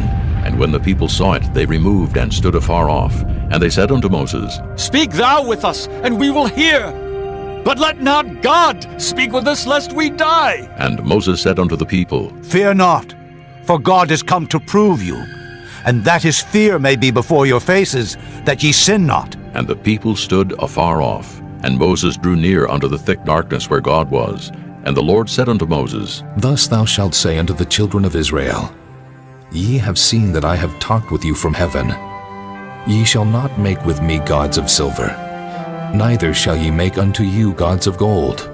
An altar of earth thou shalt make unto me, and shalt sacrifice thereon thy burnt offerings, and thy peace offerings, thy sheep, and thine oxen. In all places where I record my name I will come unto thee, and I will bless thee. And if thou wilt make me an altar of stone, thou shalt not build it of hewn stone, for if thou lift up thy tool upon it, thou hast polluted it. Neither shalt thou go up by steps unto mine altar, that thy nakedness be not discovered thereon. Chapter 21. Now these are the judgments which thou shalt set before them. If thou buy an Hebrew servant, 6 years he shall serve, and in the 7th he shall go out free for nothing. If he came in by himself, he shall go out by himself. If he were married, then his wife shall go out with him. If his master have given him a wife, and she have borne him sons or daughters, the wife and her children shall be her master's, and he shall go out by himself. And if the servant shall plainly say, I love my master, my wife, and my children, I will not go out free, then his master shall bring him unto the judges. He shall also bring him to the door, or unto the doorpost, and his master shall bore his ear through with an awl, and he shall serve him forever. And if a man sell his daughter to be a maidservant, she shall not go out as the men servants do. If she please not her master, who hath betrothed her to himself, then shall he let her be redeemed. To sell her unto a strange nation he shall have no power, seeing he hath dealt deceitfully with her. And if he have betrothed her unto his son, he shall deal with her after the manner of daughters. If he take him another wife, her food, her raiment, and her duty of marriage shall he not diminish. And if he do not these 3 unto her, then shall she go out free without money. He that smiteth a man so that he die, shall be surely put to death. And if a man lie not in wait, but God deliver him into his hand, then I will appoint thee a place whither he shall flee. But if a man come presumptuously upon his neighbor to slay him with guile, thou shalt take him from mine altar, that he may die. And he that smiteth his father or his mother shall be surely put to death. And he that stealeth a man and selleth him, or if he be found in his hand, he shall surely be put to death. And he that curseth his father or his mother shall surely be put to death. And if men strive together, and one smite another with a stone or with his fist, and he die not, but keepeth his bed, if he rise again, and walk abroad upon his staff, then shall he that smote him be quit. Only he shall pay for the loss of his time, and shall cause him to be thoroughly healed. And if a man smite his servant or his maid with a rod, and he die under his hand, he shall be surely punished. Notwithstanding, if he continue a day or 2, he shall not be punished, for he is his money. If men strive and hurt a woman with child, so that her fruit depart from her, and yet no mischief follow, he shall be surely punished, according as the woman's husband will lay upon him, and he shall pay as the judges determine. And if any mischief follow, then thou shalt give life for life, eye for eye, tooth for tooth, hand for hand, foot for foot, burning for burning, wound for wound, stripe for stripe. And if a man smite the eye of his servant, or the eye of his maid, that it perish, he shall let him go free for his eye's sake. And if he smite out his manservant's tooth, or his maidservant's tooth, he shall let him go free for his tooth's sake. If an ox gore a man or a woman, that they die, then the ox shall be surely stoned, and his flesh shall not be eaten, but the owner of the ox shall be quit. But if the ox were wont to push with his horn in time past, and it hath been testified to his owner, and he hath not kept him in, but that he hath killed a man or a woman, the ox shall be stoned, and his owner also shall be put to death. If there be laid on him a sum of money, then he shall give for the ransom of his life whatsoever is laid upon him. Whether he have gored a son, or have gored a daughter, according to this judgment shall it be done unto him. If the ox shall push a manservant or a maidservant, he shall give unto their master 30 shekels of silver, and the ox shall be stoned. And if a man shall open a pit, or if a man shall dig a pit, and not cover it, and an ox or an ass fall therein, the owner of the pit shall make it good, and give money unto the owner of them, and the dead beast shall be his. And if one man's ox hurt another's, that he die, then they shall sell the live ox and divide the money of it, and the dead ox also they shall divide. Or if it be known that the ox hath used to push in time past, and his owner hath not kept him in, he shall surely pay ox for ox, and the dead shall be his own. Chapter 22. If a man shall steal an ox or a sheep and kill it or sell it, he shall restore 5 oxen for an ox, and 4 sheep for a sheep. If a thief be found breaking up, and be smitten that he die, there shall no blood be shed for him. If the sun be risen upon him, there shall be blood shed for him, for he should make full restitution. If he have nothing, then he shall be sold for his theft. If the theft be certainly found in his hand alive, whether it be ox or ass or sheep, he shall restore double. If a man shall cause a field or vineyard to be eaten, and shall put in his beast, and shall feed in another man's field, of the best of his own field, and of the best of his own vineyard, shall he make restitution. If fire break out, and catch in thorns, so that the stacks of corn, or the standing corn, or the field be consumed therewith, he that kindled the fire shall surely make restitution. If a man shall deliver unto his neighbor money or stuff to keep, and it be stolen out of the man's house, if the thief be found, let him pay double. If the thief be not found, then the master of the house shall be brought unto the judges, to see whether he have put his hand unto his neighbor's goods. For all manner of trespass, whether it be for ox, for ass, for sheep, for raiment, or for any manner of lost thing which another challengeth to be his, the cause of both parties shall come before the judges, and whom the judges shall condemn, he shall pay double unto his neighbor. If a man deliver unto his neighbor an ass, or an ox, or a sheep, or any beast to keep, and it die, or be hurt, or driven away, no man seeing it, then shall an oath of the Lord be between them both, that he hath not put his hand unto his neighbor's goods, and the owner of it shall accept thereof, and he shall not make it good. And if it be stolen from him, he shall make restitution unto the owner thereof. If it be torn in pieces, then let him bring it for witness, and he shall not make good that which was torn. And if a man borrow aught of his neighbor, and it be hurt or die, the owner thereof being not with it, he shall surely make it good. But if the owner thereof be with it, he shall not make it good.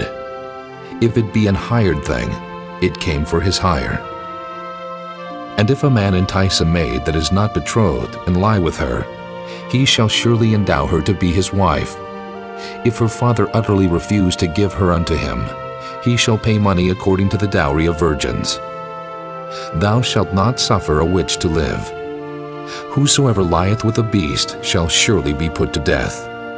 He that sacrificeth unto any god, save unto the Lord only, he shall be utterly destroyed. Thou shalt neither vex a stranger, nor oppress him, for ye were strangers in the land of Egypt. Ye shall not afflict any widow or fatherless child. If thou afflict them in any wise, and they cry at all unto me, I will surely hear their cry, and my wrath shall wax hot, and I will kill you with the sword, and your wives shall be widows, and your children fatherless. If thou lend money to any of my people that is poor by thee, thou shalt not be to him as an usurer, neither shalt thou lay upon him usury. If thou at all take thy neighbor's raiment to pledge, thou shalt deliver it unto him by that the sun goeth down, for that is his covering only. It is his raiment for his skin. Wherein shall he sleep? And it shall come to pass, when he crieth unto me, that I will hear, for I am gracious. Thou shalt not revile the gods, nor curse the ruler of thy people. Thou shalt not delay to offer the first of thy ripe fruits, and of thy liquors. The firstborn of thy son shalt thou give unto me. Likewise shalt thou do with thine oxen, and with thy sheep. 7 days it shall be with his dam. On the 8th day thou shalt give it me. And ye shall be holy men unto me. Neither shall ye eat any flesh that is torn of beast in the field. Ye shall cast it to the dogs. Chapter 23. Thou shalt not raise a false report. Put not thine hand with the wicked to be an unrighteous witness. Thou shalt not follow a multitude to do evil, neither shalt thou speak in a cause to decline after many to wrest judgment. Neither shalt thou countenance a poor man in his cause. If thou meet thine enemy's ox, or his ass going astray, thou shalt surely bring it back to him again. If thou see the ass of him that hateth thee, lying under his burden, and wouldest forbear to help him, thou shalt surely help with him. Thou shalt not wrest the judgment of thy poor in his cause.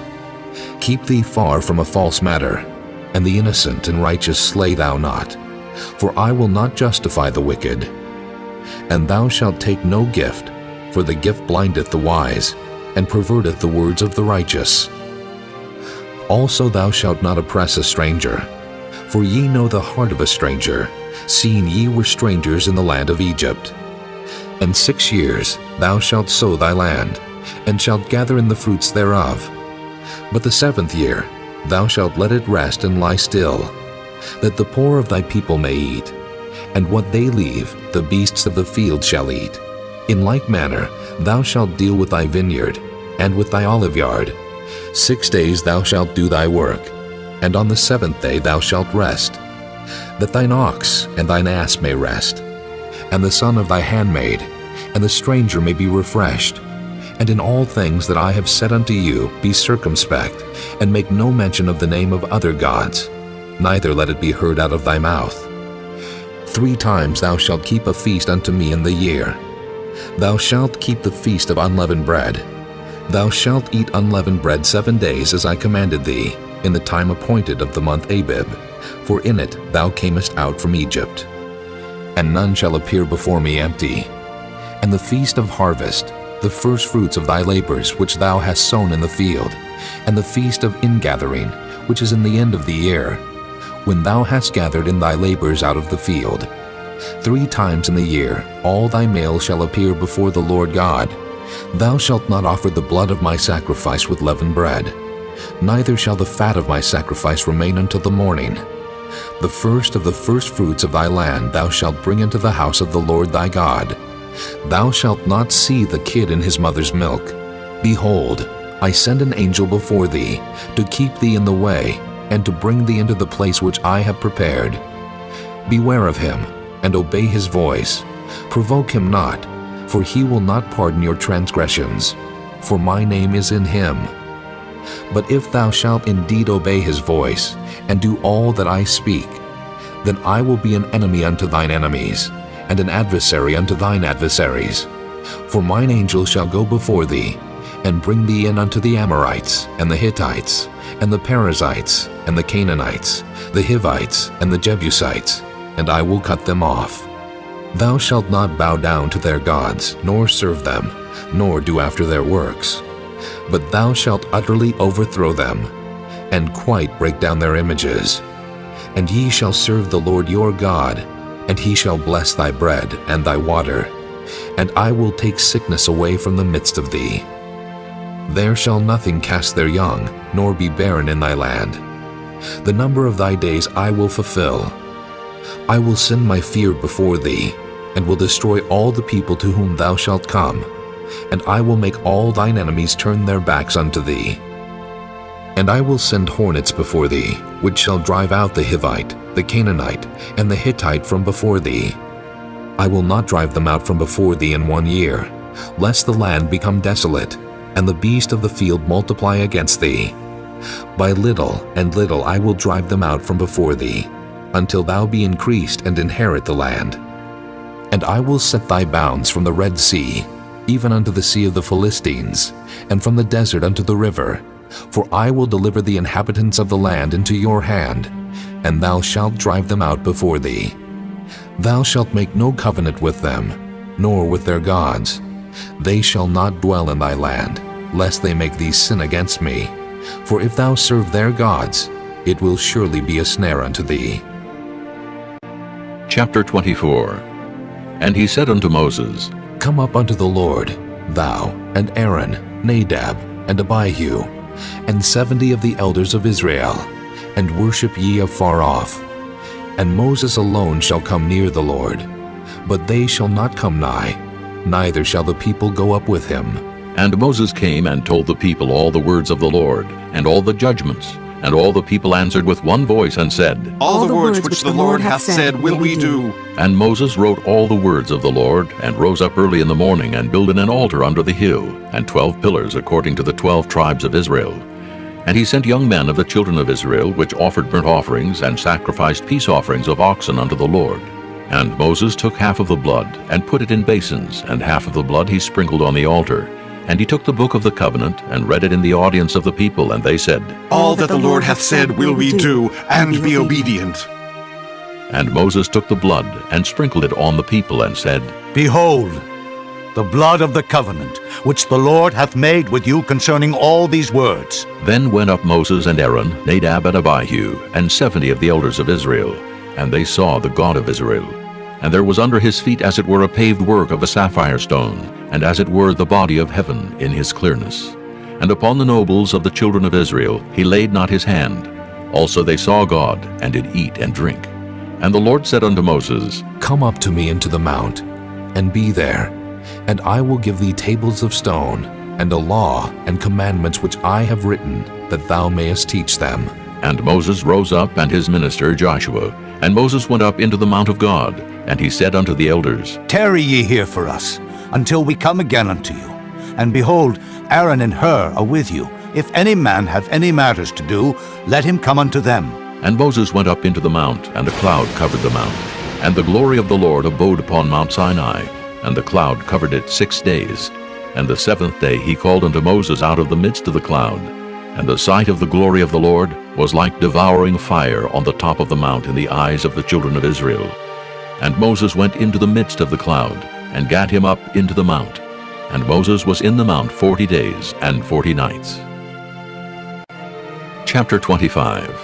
And the Lord spake unto Moses, saying, Speak unto the children of Israel, that they bring me an offering. Of every man that giveth it willingly, with his heart ye shall take my offering. And this is the offering which ye shall take of them: gold, and silver, and brass, and blue, and purple, and scarlet, and fine linen, and goat's hair, and ram skins dyed red, and badger skins, and shittim wood, oil for the light, spices for anointing oil, and for sweet incense, onyx stones, and stones to be set in the ephod, and in the breastplate. And let them make me a sanctuary, that I may dwell among them, according to all that I show thee, after the pattern of the tabernacle, and the pattern of all the instruments thereof. Even so shall ye make it.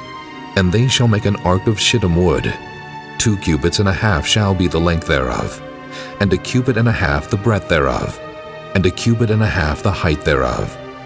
And thou shalt overlay it with pure gold. Within and without shalt thou overlay it, and shalt make upon it a crown of gold round about. And thou shalt cast 4 rings of gold for it, and put them in the 4 corners thereof. And 2 rings shall be in the one side of it, and 2 rings in the other side of it. And thou shalt make staves of shittim wood, and overlay them with gold.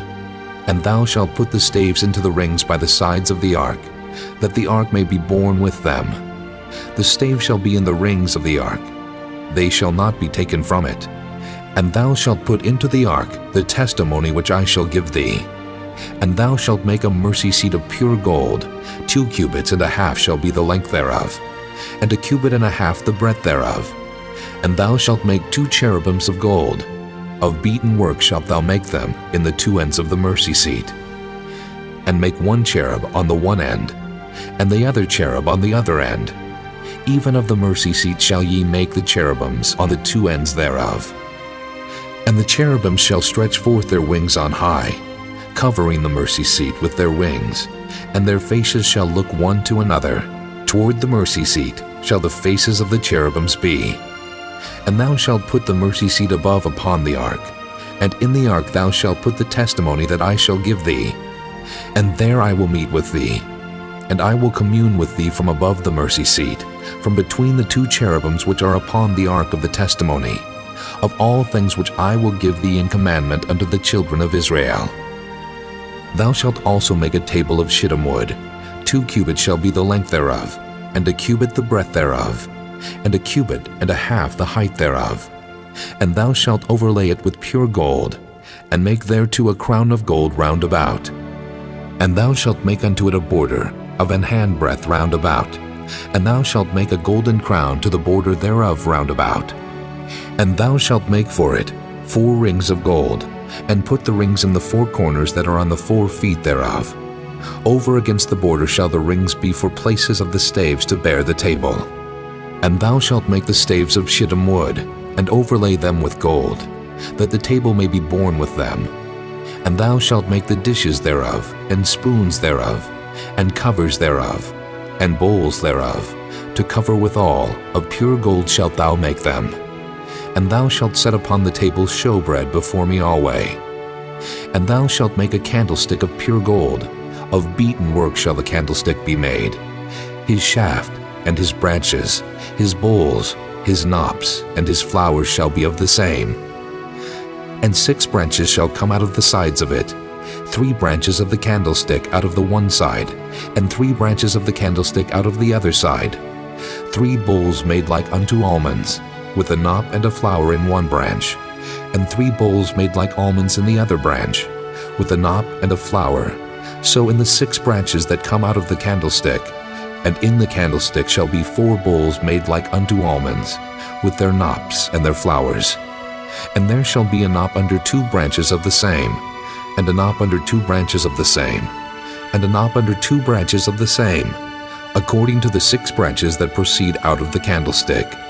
Their knops and their branches shall be of the same. All it shall be one beaten work of pure gold. And thou shalt make the 7 lamps thereof, and they shall light the lamps thereof, that they may give light over against it. And the tongs thereof, and the snuff dishes thereof, shall be of pure gold. Of a talent of pure gold shall he make it, with all these vessels. And look that thou make them after their pattern, which was showed thee in the mount. Chapter 26. Moreover, thou shalt make the tabernacle with 10 curtains of fine twined linen, and blue, and purple, and scarlet. With cherubims of cunning work shalt thou make them. The length of one curtain shall be 28 cubits, and the breadth of one curtain 4 cubits. And every one of the curtains shall have one measure. The 5 curtains shall be coupled together, one to another, and other 5 curtains shall be coupled one to another. And thou shalt make loops of blue upon the edge of the one curtain from the selvage in the coupling. And likewise shalt thou make in the uttermost edge of another curtain, in the coupling of the second. 50 loops shalt thou make in the one curtain, and 50 loops shalt thou make in the edge of the curtain that is in the coupling of the second, that the loops may take hold one of another. And thou shalt make 50 tacks of gold, and couple the curtains together with the tacks, and it shall be one tabernacle. And thou shalt make curtains of goat's hair to be a covering upon the tabernacle. 11 curtains shalt thou make. The length of one curtain shall be 30 cubits, and the breadth of one curtain 4 cubits. And the 11 curtains shall be all of one measure. And thou shalt couple 5 curtains by themselves, and 6 curtains by themselves, and shalt double the 6th curtain in the forefront of the tabernacle. And thou shalt make 50 loops on the edge of the one curtain that is outmost in the coupling, and 50 loops in the edge of the curtain which coupleth the second. And thou shalt make 50 tacks of brass, and put the tacks into the loops, and couple the tent together, that it may be one. And the remnant that remaineth of the curtains of the tent, the half curtain that remaineth, shall hang over the backside of the tabernacle. And a cubit on the one side, and a cubit on the other side of that which remaineth in the length of the curtains of the tent. It shall hang over the sides of the tabernacle, on this side and on that side to cover it. And thou shalt make a covering for the tent of ram skins dyed red, and a covering above of badger skins. And thou shalt make boards for the tabernacle of shittim wood standing up. 10 cubits shall be the length of a board, and a cubit and a half shall be the breadth of one board. 2 tenons shall there be in one board, set in order one against another. Thus shalt thou make for all the boards of the tabernacle. And thou shalt make the boards for the tabernacle 20 boards on the south side southward. And thou shalt make 40 sockets of silver under the 20 boards. 2 sockets under one board for his 2 tenons, and 2 sockets under another board for his 2 tenons. And for the second side of the tabernacle on the north side there shall be 20 boards. And there 40 sockets of silver, 2 sockets under one board, and 2 sockets under another board. And for the sides of the tabernacle westward, thou shalt make 6 boards. And 2 boards shalt thou make for the corners of the tabernacle in the 2 sides. And they shall be coupled together beneath, and they shall be coupled together above the head of it unto 1 ring. Thus shall it be for them both. They shall be for the 2 corners. And they shall be 8 boards, and their sockets of silver 16 sockets, 2 sockets under 1 board, and 2 sockets under another board. And thou shalt make bars of shittim wood, 5 for the boards of the one side of the tabernacle, and 5 bars for the boards of the other side of the tabernacle, and 5 bars for the boards of the side of the tabernacle, for the 2 sides westward. And the middle bar in the midst of the board shall reach from end to end. And thou shalt overlay the boards with gold, and make their rings of gold for places for the bars. And thou shalt overlay the bars with gold. And thou shalt rear up the tabernacle according to the fashion thereof, which was showed thee in the mount. And thou shalt make a veil of blue, and purple, and scarlet, and fine twined linen of cunning work. With cherubims shall it be made. And thou shalt hang it upon 4 pillars of shittim wood overlaid with gold. Their hooks shall be of gold upon the 4 sockets of silver. And thou shalt hang up the veil under the tacks, that thou mayest bring in thither within the veil the ark of the testimony. And the veil shall divide unto you between the holy place and the most holy. And thou shalt put the mercy seat upon the ark of the testimony in the most holy place. And thou shalt set the table without the veil, and the candlestick over against the table on the side of the tabernacle toward the south. And thou shalt put the table on the north side. And thou shalt make an hanging for the door of the tent, of blue and purple and scarlet, and fine twined linen, wrought with needlework. And thou shalt make for the hanging 5 pillars of shittim wood, and overlay them with gold, and their hooks shall be of gold. And thou shalt cast 5 sockets of brass for them. Chapter 27. And thou shalt make an altar of shittim wood, 5 cubits long, and 5 cubits broad. The altar shall be 4 square, and the height thereof shall be 3 cubits. And thou shalt make the horns of it upon the 4 corners thereof. His horn shall be of the same. And thou shalt overlay it with brass. And thou shalt make his pans to receive his ashes, and his shovels, and his basins, and his flesh hooks, and his fire pans. All the vessels thereof thou shalt make of brass. And thou shalt make for it a grate of network of brass. And upon the net shalt thou make 4 brassen rings in the 4 corners thereof. And thou shalt put it under the compass of the altar beneath, that the net may be even to the midst of the altar. And thou shalt make staves for the altar, staves of shittim wood, and overlay them with brass. And the staves shall be put into the rings, and the staves shall be upon the 2 sides of the altar to bear it. Hollow with boards shalt thou make it. As it was showed thee in the mount, so shall they make it. And thou shalt make the court of the tabernacle. For the south side southward there shall be hangings for the court of fine twined linen, of 100 cubits long for one side. And the 20 pillars thereof, and their 20 sockets shall be of brass. The hooks of the pillars, and their fillets shall be of silver. And likewise for the north side in length there shall be hangings of 100 cubits long, and his 20 pillars, and their 20 sockets of brass. The hooks of the pillars, and their fillets of silver. And for the breadth of the court on the west side shall be hangings of 50 cubits, their pillars 10, and their sockets 10. And the breadth of the court on the east side eastward shall be 50 cubits. The hangings of one side of the gate shall be 15 cubits, their pillars 3, and their sockets 3. And on the other side shall be hangings 15 cubits, their pillars 3, and their sockets 3. And for the gate of the court shall be an hanging of 20 cubits, of blue and purple and scarlet, and fine twined linen, wrought with needlework. And their pillars shall be 4, and their sockets 4. All the pillars round about the court shall be filleted with silver. Their hooks shall be of silver, and their sockets of brass. The length of the court shall be 100 cubits, and the breadth 50, everywhere. And the height 5 cubits of fine twined linen, and their sockets of brass. All the vessels of the tabernacle and all the service thereof, and all the pins thereof, and all the pins of the court shall be of brass. And thou shalt command the children of Israel, that they bring thee pure oil, olive beaten for the light, to cause the lamp to burn always. In the tabernacle of the congregation without the veil, which is before the testimony, Aaron and his sons shall order it from evening to morning before the Lord. It shall be a statute forever unto their generations on the behalf of the children of Israel.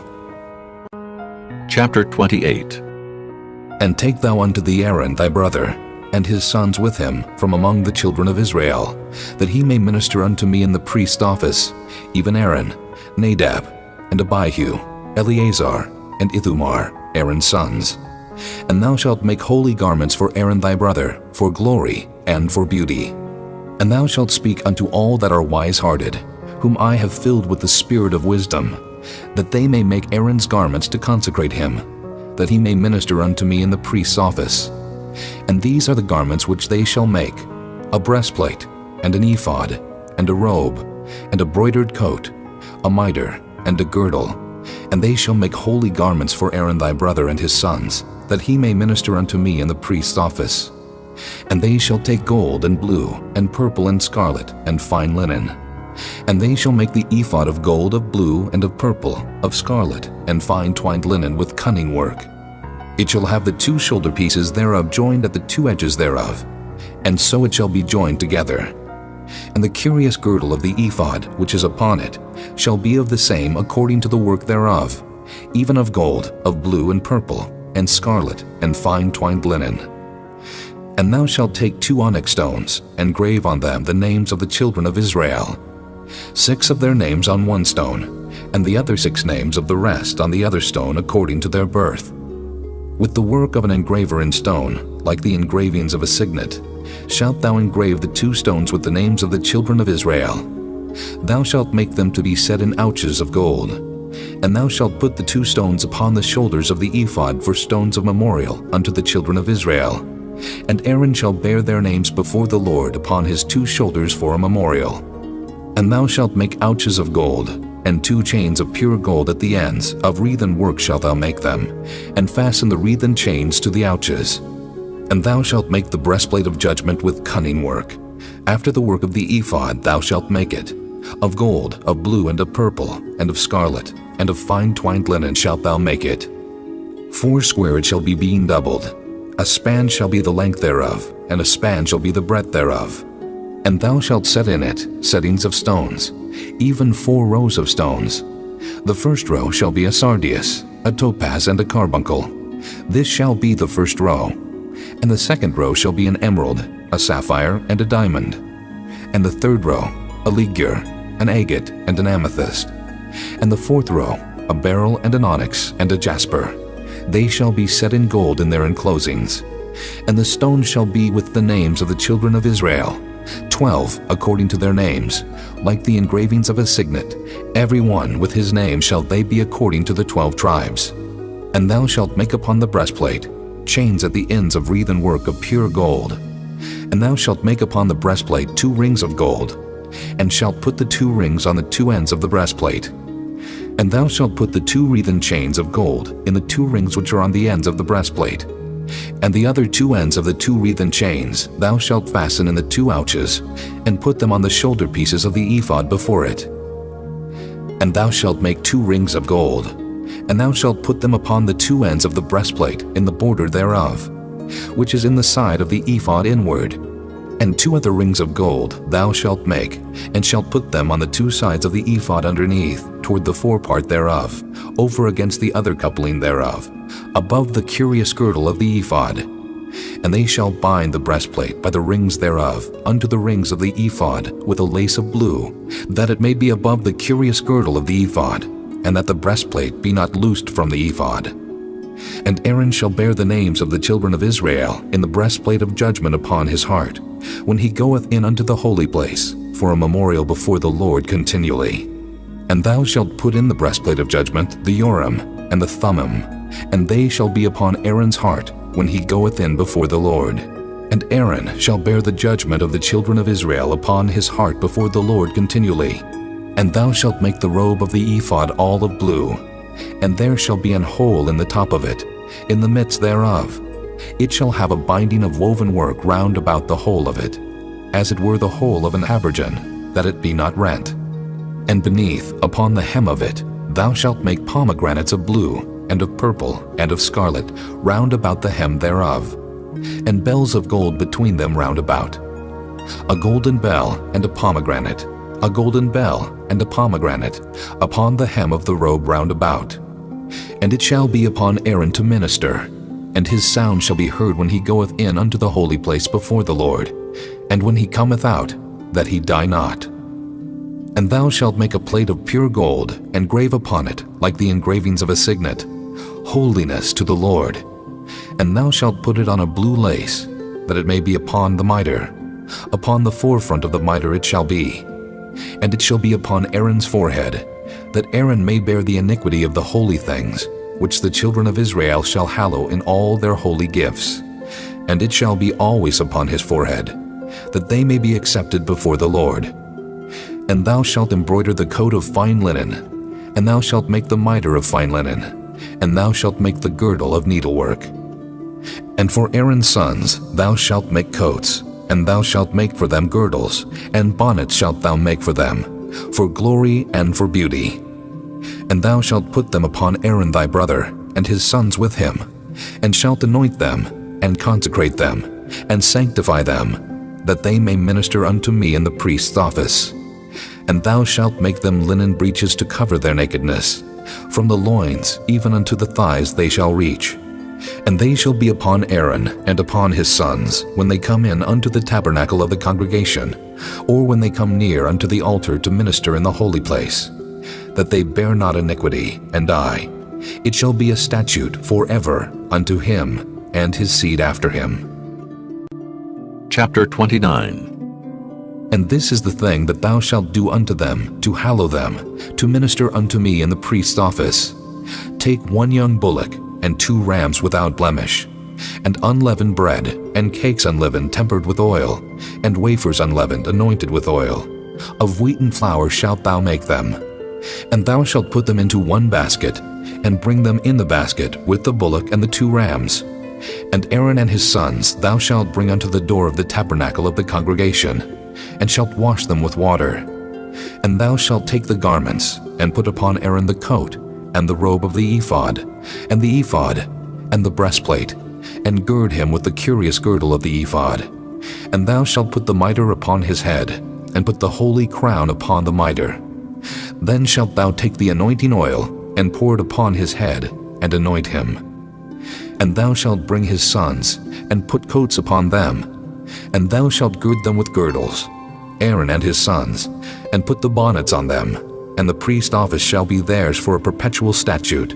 And thou shalt consecrate Aaron and his sons. And thou shalt cause a bullock to be brought before the tabernacle of the congregation.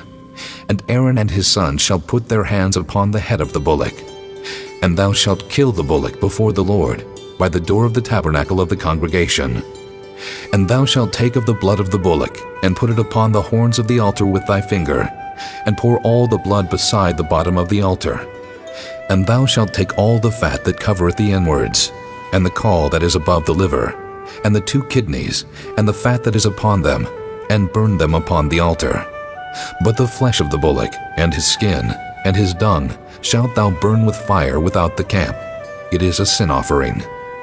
Thou shalt also take 1 ram, and Aaron and his sons shall put their hands upon the head of the ram. And thou shalt slay the ram. And thou shalt take his blood, and sprinkle it round about upon the altar. And thou shalt cut the ram in pieces, and wash the inwards of him, and his legs, and put them unto his pieces, and unto his head. And thou shalt burn the whole ram upon the altar. It is a burnt offering unto the Lord. It is a sweet savor, an offering made by fire unto the Lord. And thou shalt take the other ram, and Aaron and his sons shall put their hands upon the head of the ram. Then shalt thou kill the ram, and take of his blood, and put it upon the tip of the right ear of Aaron, and upon the tip of the right ear of his sons, and upon the thumb of their right hand, and upon the great toe of their right foot, and sprinkle the blood upon the altar round about. And thou shalt take of the blood that is upon the altar, and of the anointing oil, and sprinkle it upon Aaron, and upon his garments, and upon his sons, and upon the garments of his sons with him. And he shall be hallowed, and his garments and his sons' garments with him.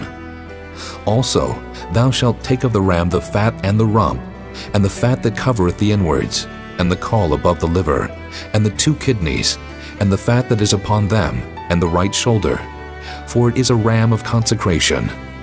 And 1 loaf of bread, and 1 cake of oiled bread, and 1 wafer out of the basket of the unleavened bread that is before the Lord.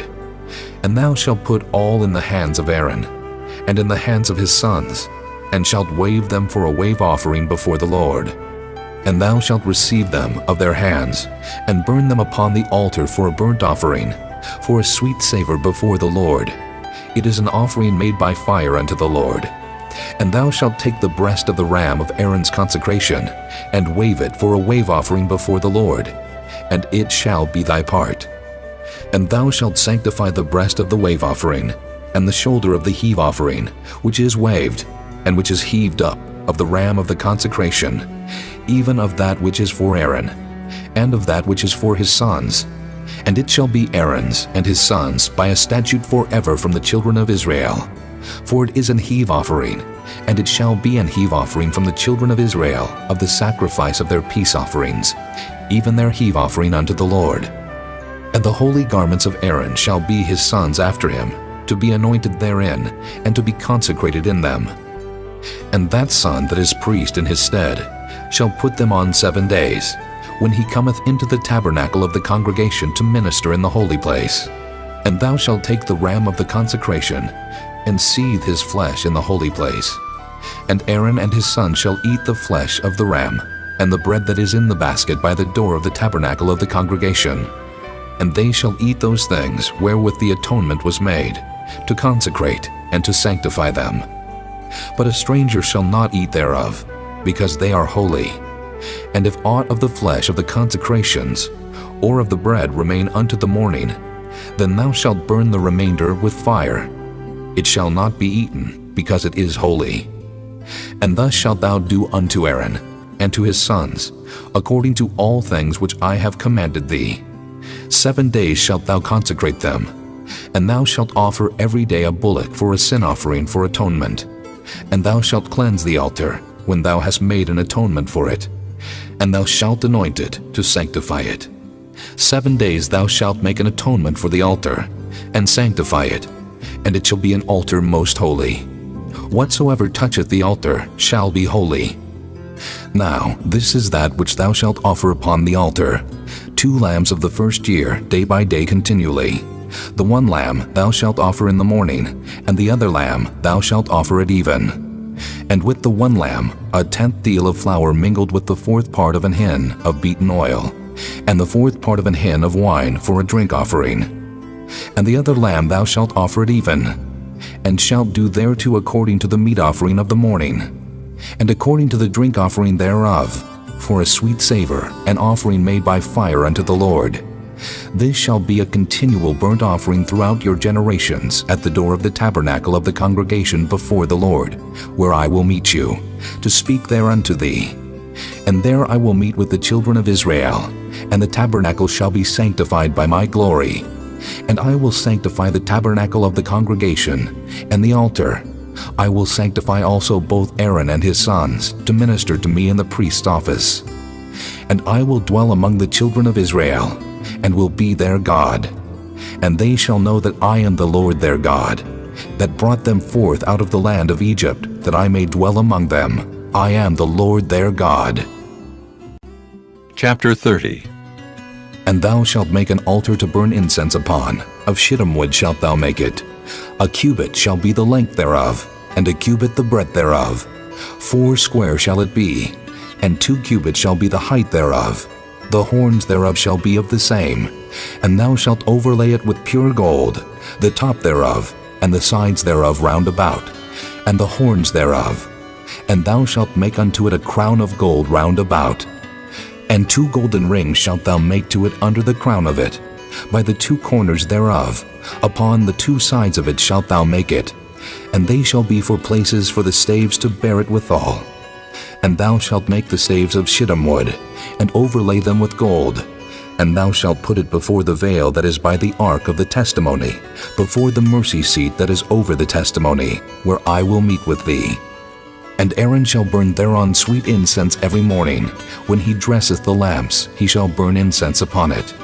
And when Aaron lighteth the lamps at even, he shall burn incense upon it, a perpetual incense before the Lord throughout your generations. Ye shall offer no strange incense thereon, nor burnt sacrifice, nor meat offering, neither shall ye pour drink offering thereon. And Aaron shall make an atonement upon the horns of it once in a year, with the blood of the sin offering of atonements. Once in the year shall he make atonement upon it throughout your generations. It is most holy unto the Lord. And the Lord spake unto Moses, saying, When thou takest the sum of the children of Israel after their number, then shall they give every man a ransom for his soul unto the Lord, when thou numberest them, that there be no plague among them when thou numberest them. This they shall give, every one that passeth among them that are numbered, half a shekel after the shekel of the sanctuary. A shekel is 20 gerahs, and half shekel shall be the offering of the Lord. Every one that passeth among them that are numbered, from 20 years old and above, shall give an offering unto the Lord. The rich shall not give more, and the poor shall not give less than half a shekel, when they give an offering unto the Lord to make an atonement for your souls. And thou shalt take the atonement money of the children of Israel, and shalt appoint it for the service of the tabernacle of the congregation, that it may be a memorial unto the children of Israel before the Lord, to make an atonement for your souls. And the Lord spake unto Moses, saying, Thou shalt also make a laver of brass, and his foot also of brass, to wash withal, and thou shalt put it between the tabernacle of the congregation and the altar, and thou shalt put water therein. For Aaron and his sons shall wash their hands and their feet thereat. When they go into the tabernacle of the congregation, they shall wash with water, that they die not. Or when they come near to the altar to minister, to burn offering made by fire unto the Lord. So they shall wash their hands and their feet, that they die not. And it shall be a statute forever to them, even to him and to his seed throughout their generations. Moreover, the Lord spake unto Moses, saying, Take thou also unto thee principal spices of pure myrrh, 500 shekels, and of sweet cinnamon half so much, even 250 shekels, and of sweet calamus 250 shekels, and of cassia 500 shekels, after the shekel of the sanctuary, and of oil olive and hin. And thou shalt make it an oil of holy ointment, an ointment compound after the art of the apothecary. It shall be an holy anointing oil. And thou shalt anoint the tabernacle of the congregation therewith, and the ark of the testimony, and the table, and all his vessels, and the candlestick, and his vessels, and the altar of incense, and the altar of burnt offering with all his vessels, and the laver, and his foot. And thou shalt sanctify them, that they may be most holy. Whatsoever toucheth them shall be holy. And thou shalt anoint Aaron and his sons, and consecrate them, that they may minister unto me in the priest's office. And thou shalt speak unto the children of Israel, saying, This shall be an holy anointing oil unto me throughout your generations. Upon man's flesh shall it not be poured, neither shall ye make any other like it after the composition of it. It is holy, and it shall be holy unto you. Whosoever compoundeth any like it, or whosoever putteth any of it upon a stranger, shall even be cut off from his people. And the Lord said unto Moses, Take unto thee sweet spices, stacte, and onycha, and galbanum. These sweet spices with pure frankincense, of each shall there be a like weight. And thou shalt make it a perfume, a confection after the art of the apothecary, tempered together, pure and holy. And thou shalt beat some of it very small, and put of it before the testimony in the tabernacle of the congregation, where I will meet with thee. It shall be unto you most holy. And as for the perfume which thou shalt make, ye shall not make to yourselves according to the composition thereof. It shall be unto thee holy for the Lord. Whosoever shall make like unto that, to smell thereto, shall even be cut off from his people. Chapter 31. And the Lord spake unto Moses, saying, See, I have called by name Bezaleel, the son of Uri, the son of Hur of the tribe of Judah, and I have filled him with the Spirit of God, in wisdom and in understanding, and in knowledge, and in all manner of workmanship, to devise cunning works, to work in gold, and in silver, and in brass, and in cutting of stones to set them, and in carving of timber, to work in all manner of workmanship. And I, behold, I have given with him Aholiab, the son of Ahisamach, of the tribe of Dan, And in the hearts of all that are wise-hearted I have put wisdom, that they may make all that I have commanded thee. The tabernacle of the congregation, and the ark of the testimony, and the mercy seat that is thereupon, and all the furniture of the tabernacle, and the table, and his furniture, and the pure candlestick with all his furniture, and the altar of incense, and the altar of burnt offering with all his furniture, and the laver and his foot, and the cloths of service, and the holy garments for Aaron the priest, and the garments of his sons to minister in the priest's office, and the anointing oil, and sweet incense for the holy place, according to all that I have commanded thee, shall they do. And the Lord spake unto Moses, saying, Speak thou also unto the children of Israel, saying, Verily, my Sabbaths ye shall keep, for it is a sign between me and you throughout your generations, that ye may know that I am the Lord that doth sanctify you. Ye shall keep the Sabbath therefore, for it is holy unto you. Every one that defileth it shall surely be put to death. For whosoever doeth any work therein, that soul shall be cut off from among his people. 6 days may work be done, but in the seventh is the Sabbath of rest, holy to the Lord. Whosoever doeth any work in the Sabbath day, he shall surely be put to death. Wherefore the children of Israel shall keep the Sabbath, to observe the Sabbath throughout their generations for a perpetual covenant. It is a sign between me and the children of Israel forever. For in 6 days the Lord made heaven and earth, and on the seventh day he rested and was refreshed. And he gave unto Moses, when he had made an end of communing with him upon Mount Sinai, 2 tables of testimony, tables of stone, written with the finger of God. Chapter 32. And when the people saw that Moses delayed to come down out of the mount, the people gathered themselves together unto Aaron, and said unto him, Up, make us gods, which shall go before us. For as for this Moses, the man that brought us up out of the land of Egypt, we wot not what has become of him. And Aaron said unto them, Break off the golden earrings, which are in the ears of your wives, of your sons, and of your daughters, and bring them unto me. And all the people brake off the golden earrings which were in their ears, and brought them unto Aaron. And he received them at their hand, and fashioned it with a graving tool, after he had made it a molten calf. And they said, These be thy gods, O Israel, which brought thee up out of the land of Egypt. And when Aaron saw it, he built an altar before it, and Aaron made proclamation and said, Tomorrow is a feast to the Lord. And they rose up early on the morrow, and offered burnt offerings, and brought peace offerings. And the people sat down to eat and to drink, and rose up to play.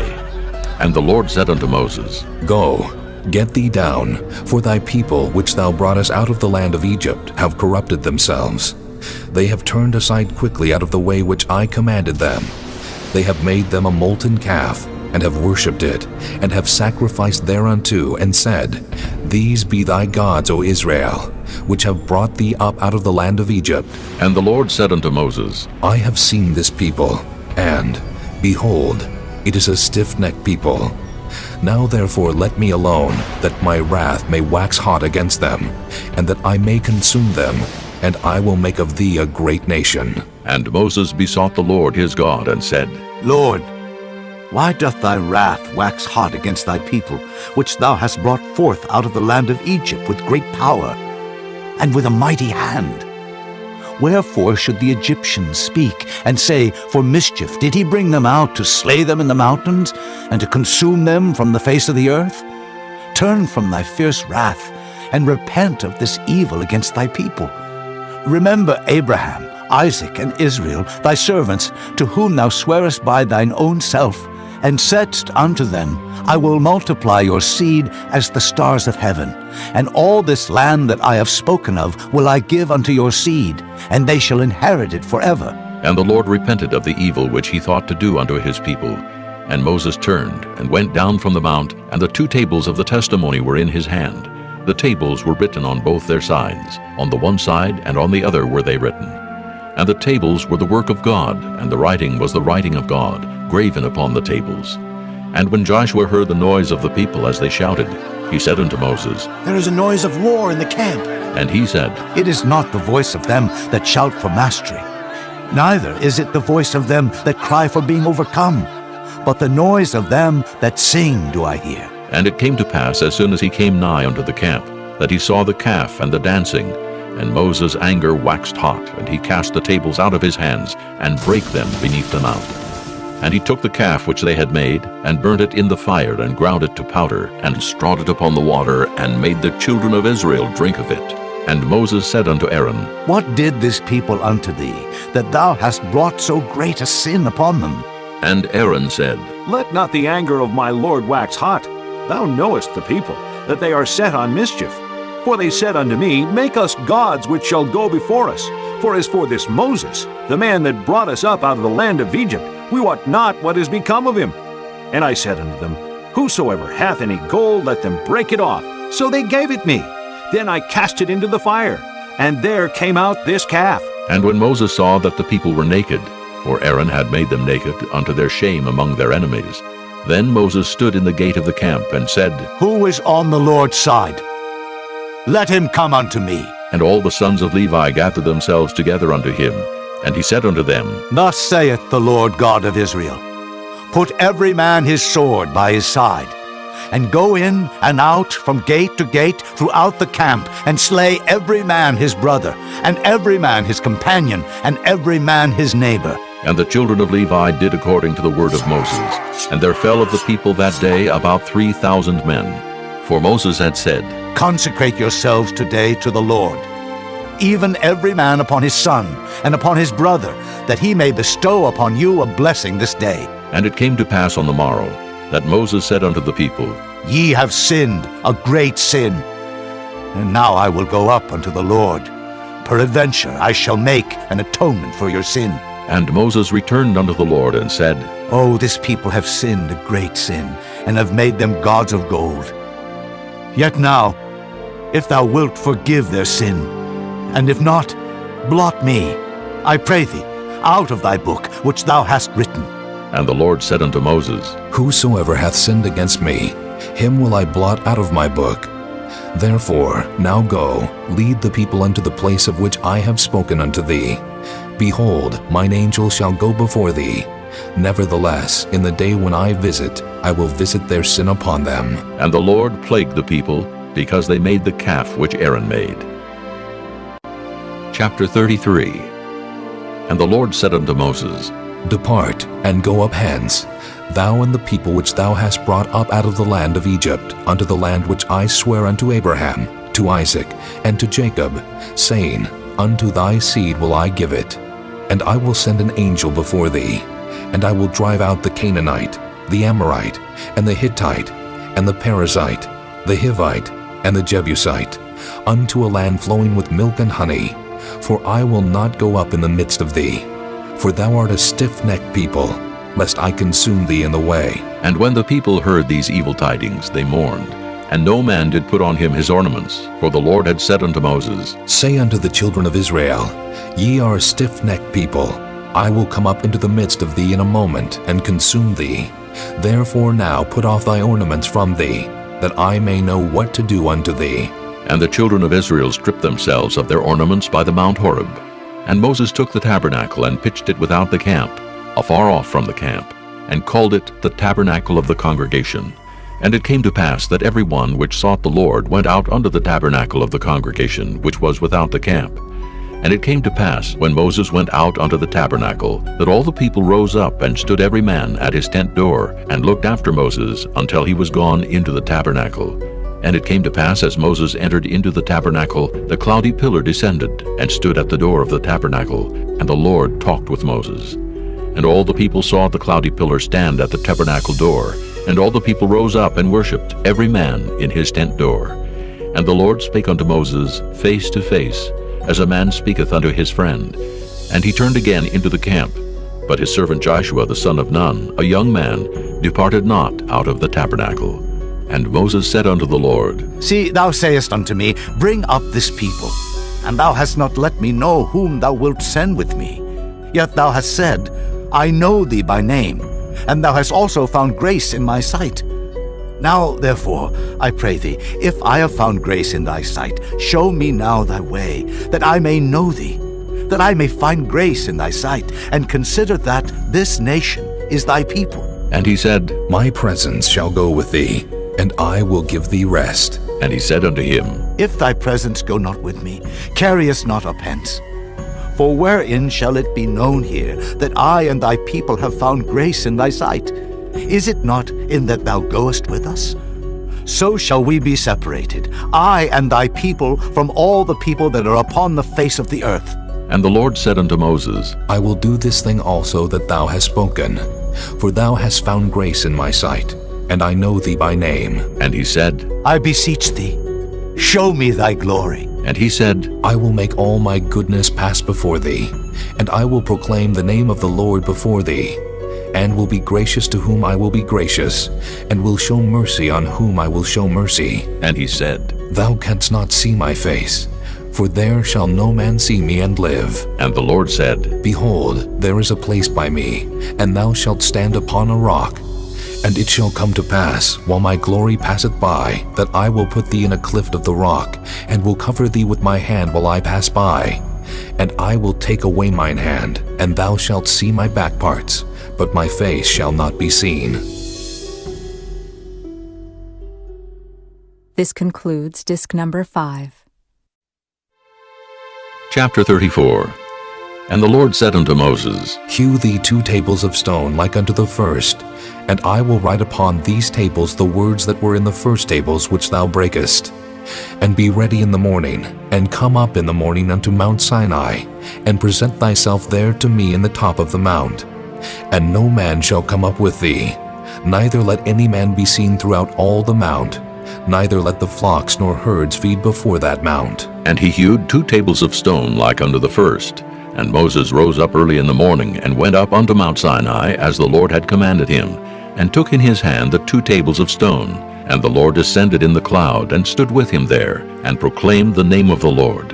And the Lord passed by before him, and proclaimed, The Lord God, merciful and gracious, long-suffering and abundant in goodness and truth, keeping mercy for thousands, forgiving iniquity and transgression and sin, and that will by no means clear the guilty, visiting the iniquity of the fathers upon the children, and upon the children's children, unto the 3rd and to the 4th generation. And Moses made haste, and bowed his head toward the earth, and worshipped. And he said, If now I have found grace in thy sight, O Lord, let my Lord, I pray thee, go among us, for it is a stiff-necked people. And pardon our iniquity and our sin, and take us for thine inheritance. And he said, Behold, I make a covenant. Before all thy people I will do marvels, such as have not been done in all the earth, nor in any nation. And all the people among which thou art shall see the work of the Lord, for it is a terrible thing that I will do with thee. Observe thou that which I command thee this day. Behold, I drive out before thee the Amorite, and the Canaanite, and the Hittite, and the Perizzite, and the Hivite, and the Jebusite. Take heed to thyself, lest thou make a covenant with the inhabitants of the land whither thou goest, lest it be for a snare in the midst of thee. But ye shall destroy their altars, break their images, and cut down their groves. For thou shalt worship no other God, for the Lord, whose name is jealous, is a jealous God, lest thou make a covenant with the inhabitants of the land, and they go a-whoring after their gods, and do sacrifice unto their gods, and one call thee, and thou eat of his sacrifice. And thou take of their daughters unto thy sons, and their daughters go a-whoring after their gods, and make thy sons go a-whoring after their gods. Thou shalt make thee no molten gods. The feast of unleavened bread shalt thou keep. 7 days thou shalt eat unleavened bread, as I commanded thee in the time of the month Abib. For in the month Abib thou camest out from Egypt. All that openeth the matrix is mine, and every firstling among thy cattle, whether ox or sheep that is male. But the firstling of an ass thou shalt redeem with a lamb, and if thou redeem him not, then shalt thou break his neck. All the firstborn of thy sons thou shalt redeem, and none shall appear before me empty. 6 days thou shalt work, but on the 7th day thou shalt rest. In earing time and in harvest thou shalt rest. And thou shalt observe the feast of weeks, of the firstfruits of wheat harvest, and the feast of ingathering at the year's end. Thrice in the year shall all your men children appear before the Lord God, the God of Israel. For I will cast out the nations before thee, and enlarge thy borders. Neither shall any man desire thy land when thou shalt go up to appear before the Lord thy God thrice in the year. Thou shalt not offer the blood of my sacrifice with leaven, neither shall the sacrifice of the feast of the Passover be left unto the morning. The first of the firstfruits of thy land thou shalt bring unto the house of the Lord thy God. Thou shalt not see the kid in his mother's milk. And the Lord said unto Moses, Write thou these words, for after the tenor of these words I have made a covenant with thee and with Israel. And he was there with the Lord 40 days and 40 nights. He did neither eat bread nor drink water, and he wrote upon the tables the words of the covenant, the 10 commandments. And it came to pass, when Moses came down from Mount Sinai with the 2 tables of testimony in Moses' hand, when he came down from the mount, that Moses wist not that the skin of his face shone while he talked with him. And when Aaron and all the children of Israel saw Moses, behold, the skin of his face shone, and they were afraid to come nigh him. And Moses called unto them, and Aaron and all the rulers of the congregation returned unto him, and Moses talked with them. And afterward all the children of Israel came nigh, and he gave them in commandment all that the Lord had spoken with him in Mount Sinai. Until Moses had done speaking with them, he put a veil on his face. But when Moses went in before the Lord to speak with him, he took the veil off until he came out. And he came out and spake unto the children of Israel that which he was commanded. And the children of Israel saw the face of Moses, that the skin of Moses' face shone. And Moses put the veil upon his face again, until he went in to speak with him. Chapter 35. And Moses gathered all the congregation of the children of Israel together, and said unto them, These are the words which the Lord hath commanded, that ye should do them. 6 days shall work be done, but on the 7th day there shall be to you an holy day, a Sabbath of rest to the Lord. Whosoever doeth work therein shall be put to death. Ye shall kindle no fire throughout your habitations upon the Sabbath day. And Moses spake unto all the congregation of the children of Israel, saying, This is the thing which the Lord commanded, saying, Take ye from among you an offering unto the Lord. Whosoever is of a willing heart, let him bring it, an offering of the Lord, gold and silver and brass and blue and purple and scarlet and fine linen and goat's hair and ram's skins dyed red and badger's skins and shittim wood and oil for the light and spices for anointing oil and for the sweet incense and onyx stones and stones to be set for the ephod and for the breastplate. And every wise-hearted among you shall come and make all that the Lord hath commanded: the tabernacle, his tent and his covering, his tacks and his boards, his bars, his pillars and his sockets, the ark and the staves thereof, with the mercy seat and the veil of the covering, the table and his staves and all his vessels, and the showbread, the candlestick also for the light, and his furniture, and his lamps with the oil for the light, and the incense altar, and his staves, and the anointing oil, and the sweet incense, and the hanging for the door at the entering in of the tabernacle, the altar of burnt offering, with his brazen grate, his staves, and all his vessels, the laver and his foot, the hangings of the court, his pillars and their sockets, and the hanging for the door of the court, the pins of the tabernacle, and the pins of the court, and their cords, the cloths of service to do service in the holy place, the holy garments for Aaron the priest, and the garments of his sons to minister in the priest's office. And all the congregation of the children of Israel departed from the presence of Moses, and they came, every one whose heart stirred him up, and every one whom his spirit made willing, and they brought the Lord's offering to the work of the tabernacle of the congregation, and for all his service, and for the holy garments. And they came, both men and women, as many as were willing-hearted, and brought bracelets and earrings and rings and tablets, all jewels of gold. And every man that offered an offering of gold unto the Lord. And every man with whom was found blue and purple and scarlet and fine linen and goat's hair and red skins of rams and badger skins brought them. Every one that did offer an offering of silver and brass brought the Lord's offering. And every man with whom was found shittim wood for any work of the service brought it. And all the women that were wise-hearted did spin with their hands, and brought that which they had spun, both of blue and of purple and of scarlet and of fine linen. And all the women whose hearts stirred them up in wisdom spun goat's hair. And the rulers brought onyx stones, and stones to be set for the ephod and for the breastplate, and spice and oil for the light, and for the anointing oil, and for the sweet incense. The children of Israel brought a willing offering unto the Lord, every man and woman whose heart made them willing to bring for all manner of work, which the Lord had commanded to be made by the hand of Moses. And Moses said unto the children of Israel, See, the Lord hath called by name Bezaleel, the son of Uri, the son of Hur, of the tribe of Judah. And he hath filled him with the Spirit of God, in wisdom, in understanding, and in knowledge, and in all manner of workmanship, and to devise curious works, to work in gold, and in silver, and in brass, and in the cutting of stones, to set them, and in carving of wood, to make any manner of cunning work. And he hath put in his heart that he may teach both he and Aholiab, the son of Ahisamach, of the tribe of Dan. Them hath he filled with wisdom of heart, to work all manner of work, of the engraver, and of the cunning workman, and of the embroiderer, in blue and in purple, in scarlet and in fine linen, and of the weaver, even of them that do any work, and of those that devise cunning work. Chapter 36. Then wrought Bezaleel and Aholiab, and every wise-hearted man in whom the Lord put wisdom and understanding, to know how to work all manner of work for the service of the sanctuary, according to all that the Lord had commanded.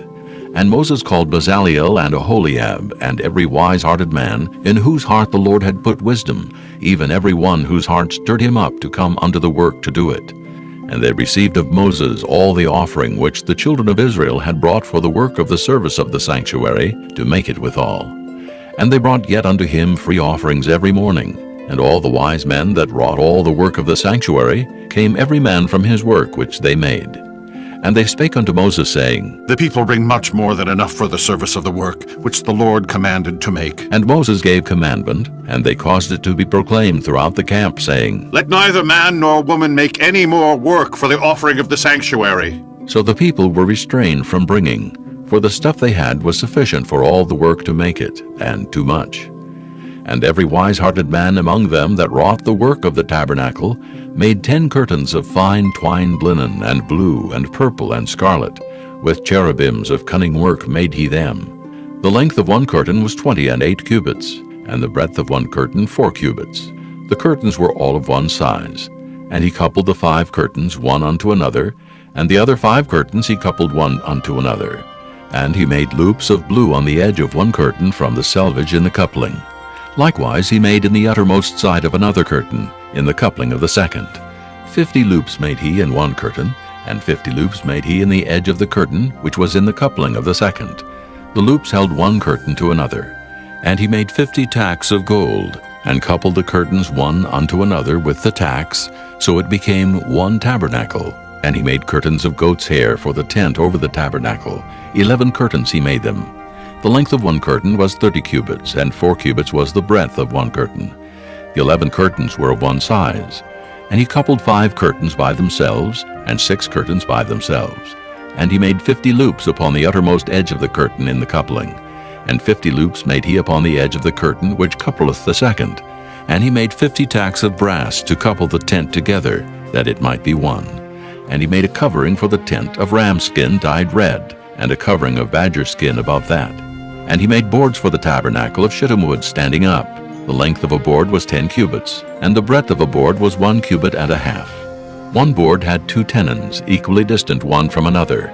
Thus did he make for all the boards of the tabernacle.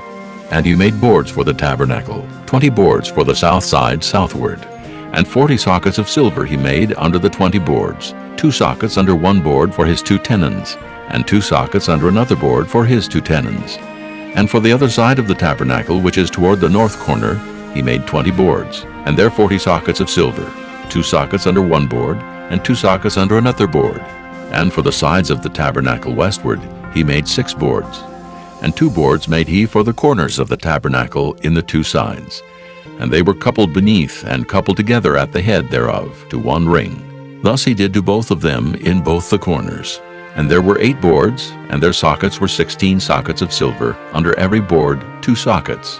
And he made bars of shittim wood, 5 for the boards of the one side of the tabernacle, and 5 bars for the boards of the other side of the tabernacle, and 5 bars for the boards of the tabernacle for the sides westward.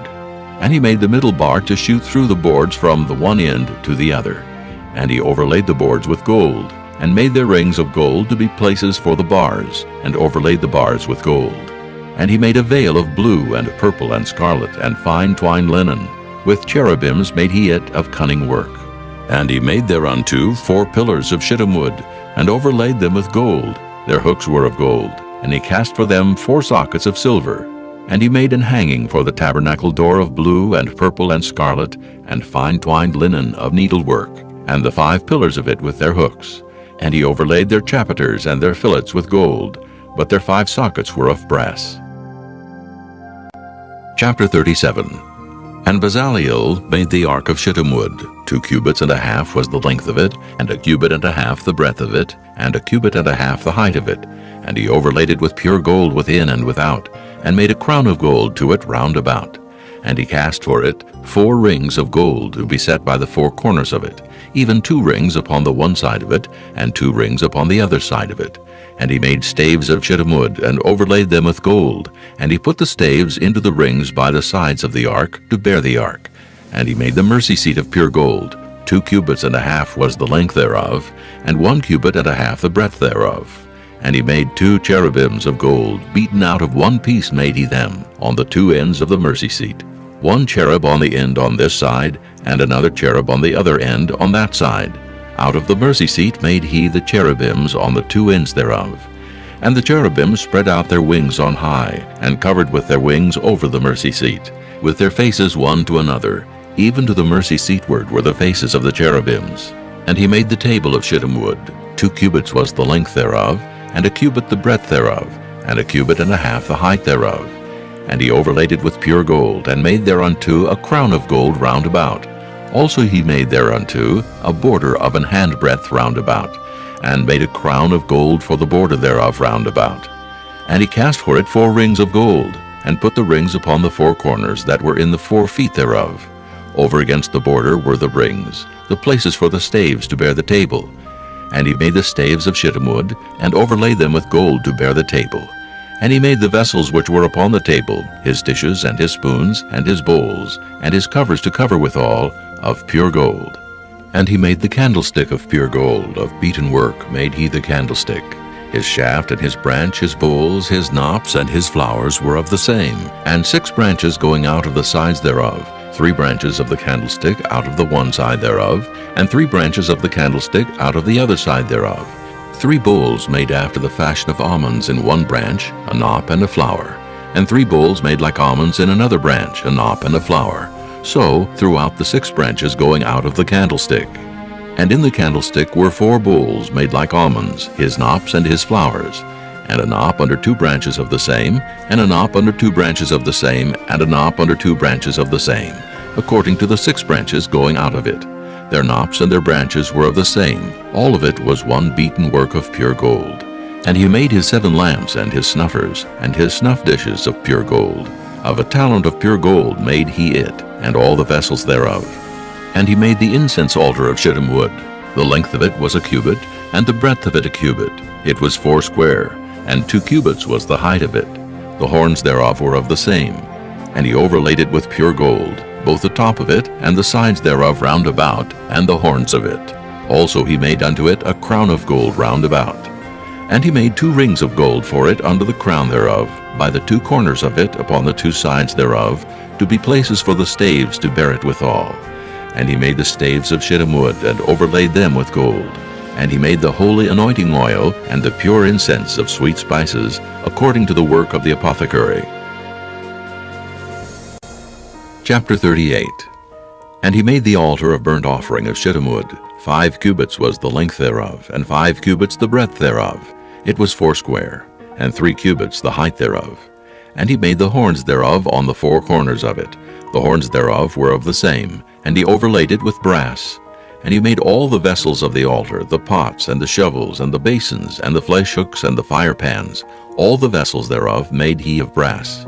And he made for the altar a brazen grate of network under the compass thereof beneath unto the midst of it. And he cast 4 rings for the 4 ends of the grate of brass, to be places for the staves. And he made the staves of shittim wood, and overlaid them with brass. And he put the staves into the rings on the sides of the altar, to bear it withal. He made the altar hollow with boards. And he made the laver of brass, and the foot of it of brass, of the looking glasses of the women assembling, which assembled at the door of the tabernacle of the congregation. And he made the court. On the south side, southward, the hangings of the court were of fine twined linen, 100 cubits. Their pillars were 20, and their brazen sockets 20. The hooks of the pillars and their fillets were of silver. And for the north side the hangings were 100 cubits. Their pillars were 20, and their sockets of brass 20. The hooks of the pillars and their fillets of silver. And for the west side were hangings of 50 cubits. Their pillars 10, and their sockets 10. The hooks of the pillars and their fillets of silver. And for the east side eastward 50 cubits. The hangings of the one side of the gate were 15 cubits. Their pillars 3, and their sockets 3.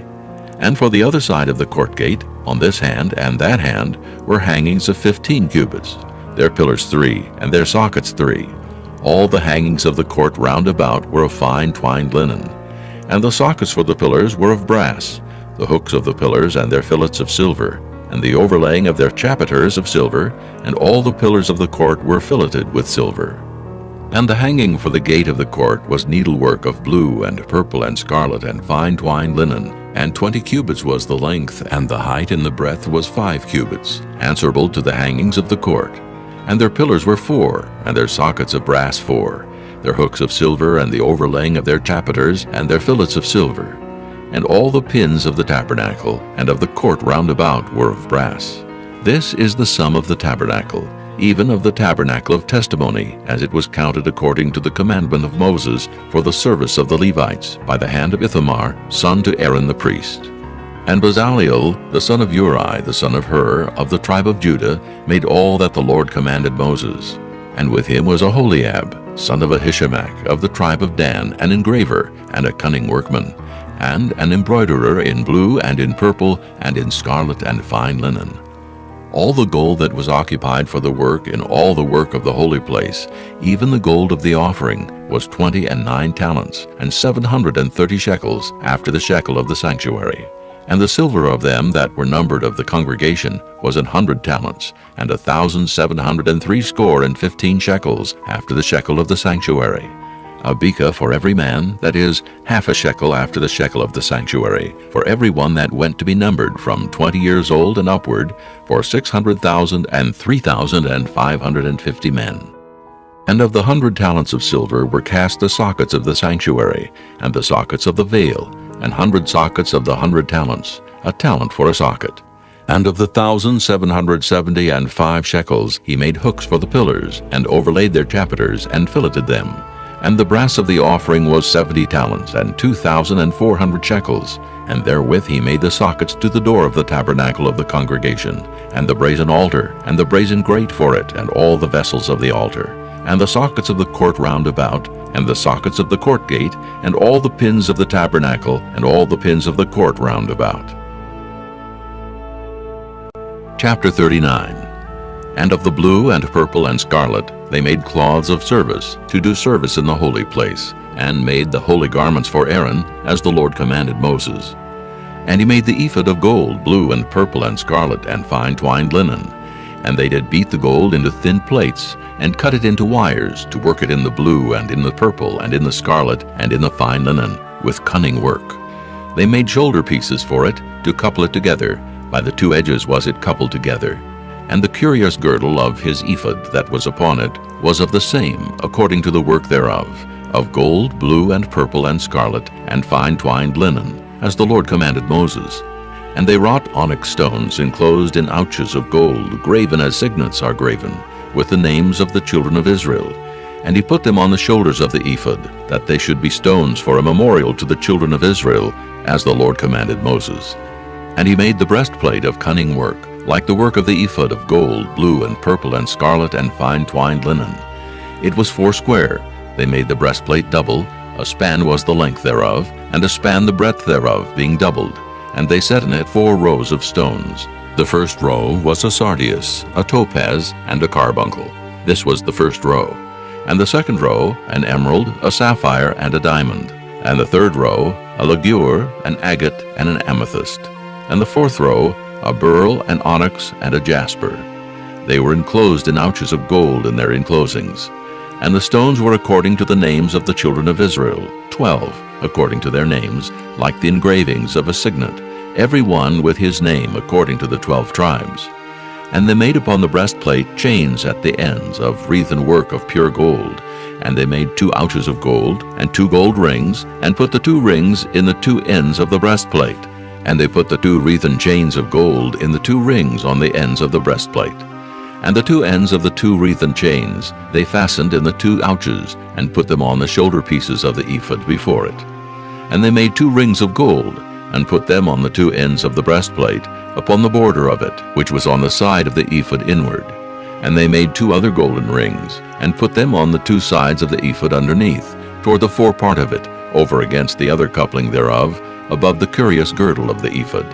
And they did bind the breastplate by his rings unto the rings of the ephod with a lace of blue, that it might be above the curious girdle of the ephod, and that the breastplate might not be loosed from the ephod, as the Lord commanded Moses. And he made the robe of the ephod of woven work, all of blue, and there was an hole in the midst of the robe, as the hole of an habergeon, with a band round about the hole, that it should not rend.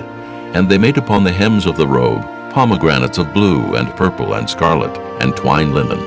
And they made bells of pure gold, and put the bells between the pomegranates upon the hem of the robe, round about between the pomegranates. A bell and a pomegranate, a bell and a pomegranate, round about the hem of the robe to minister in, as the Lord commanded Moses. And they made coats of fine linen of woven work for Aaron and for his sons, and a mitre of fine linen, and goodly bonnets of fine linen, and linen breeches of fine twined linen, and a girdle of fine twined linen, and blue and purple and scarlet, of needlework, as the Lord commanded Moses. And they made the plate of the holy crown of pure gold, and wrote upon it a writing, like to the engravings of a signet, Holiness to the Lord. And they tied unto it a lace of blue, to fasten it on high upon the mitre, as the Lord commanded Moses. Thus was all the work of the tabernacle of the tent of the congregation finished. And the children of Israel did according to all that the Lord commanded Moses, so did they.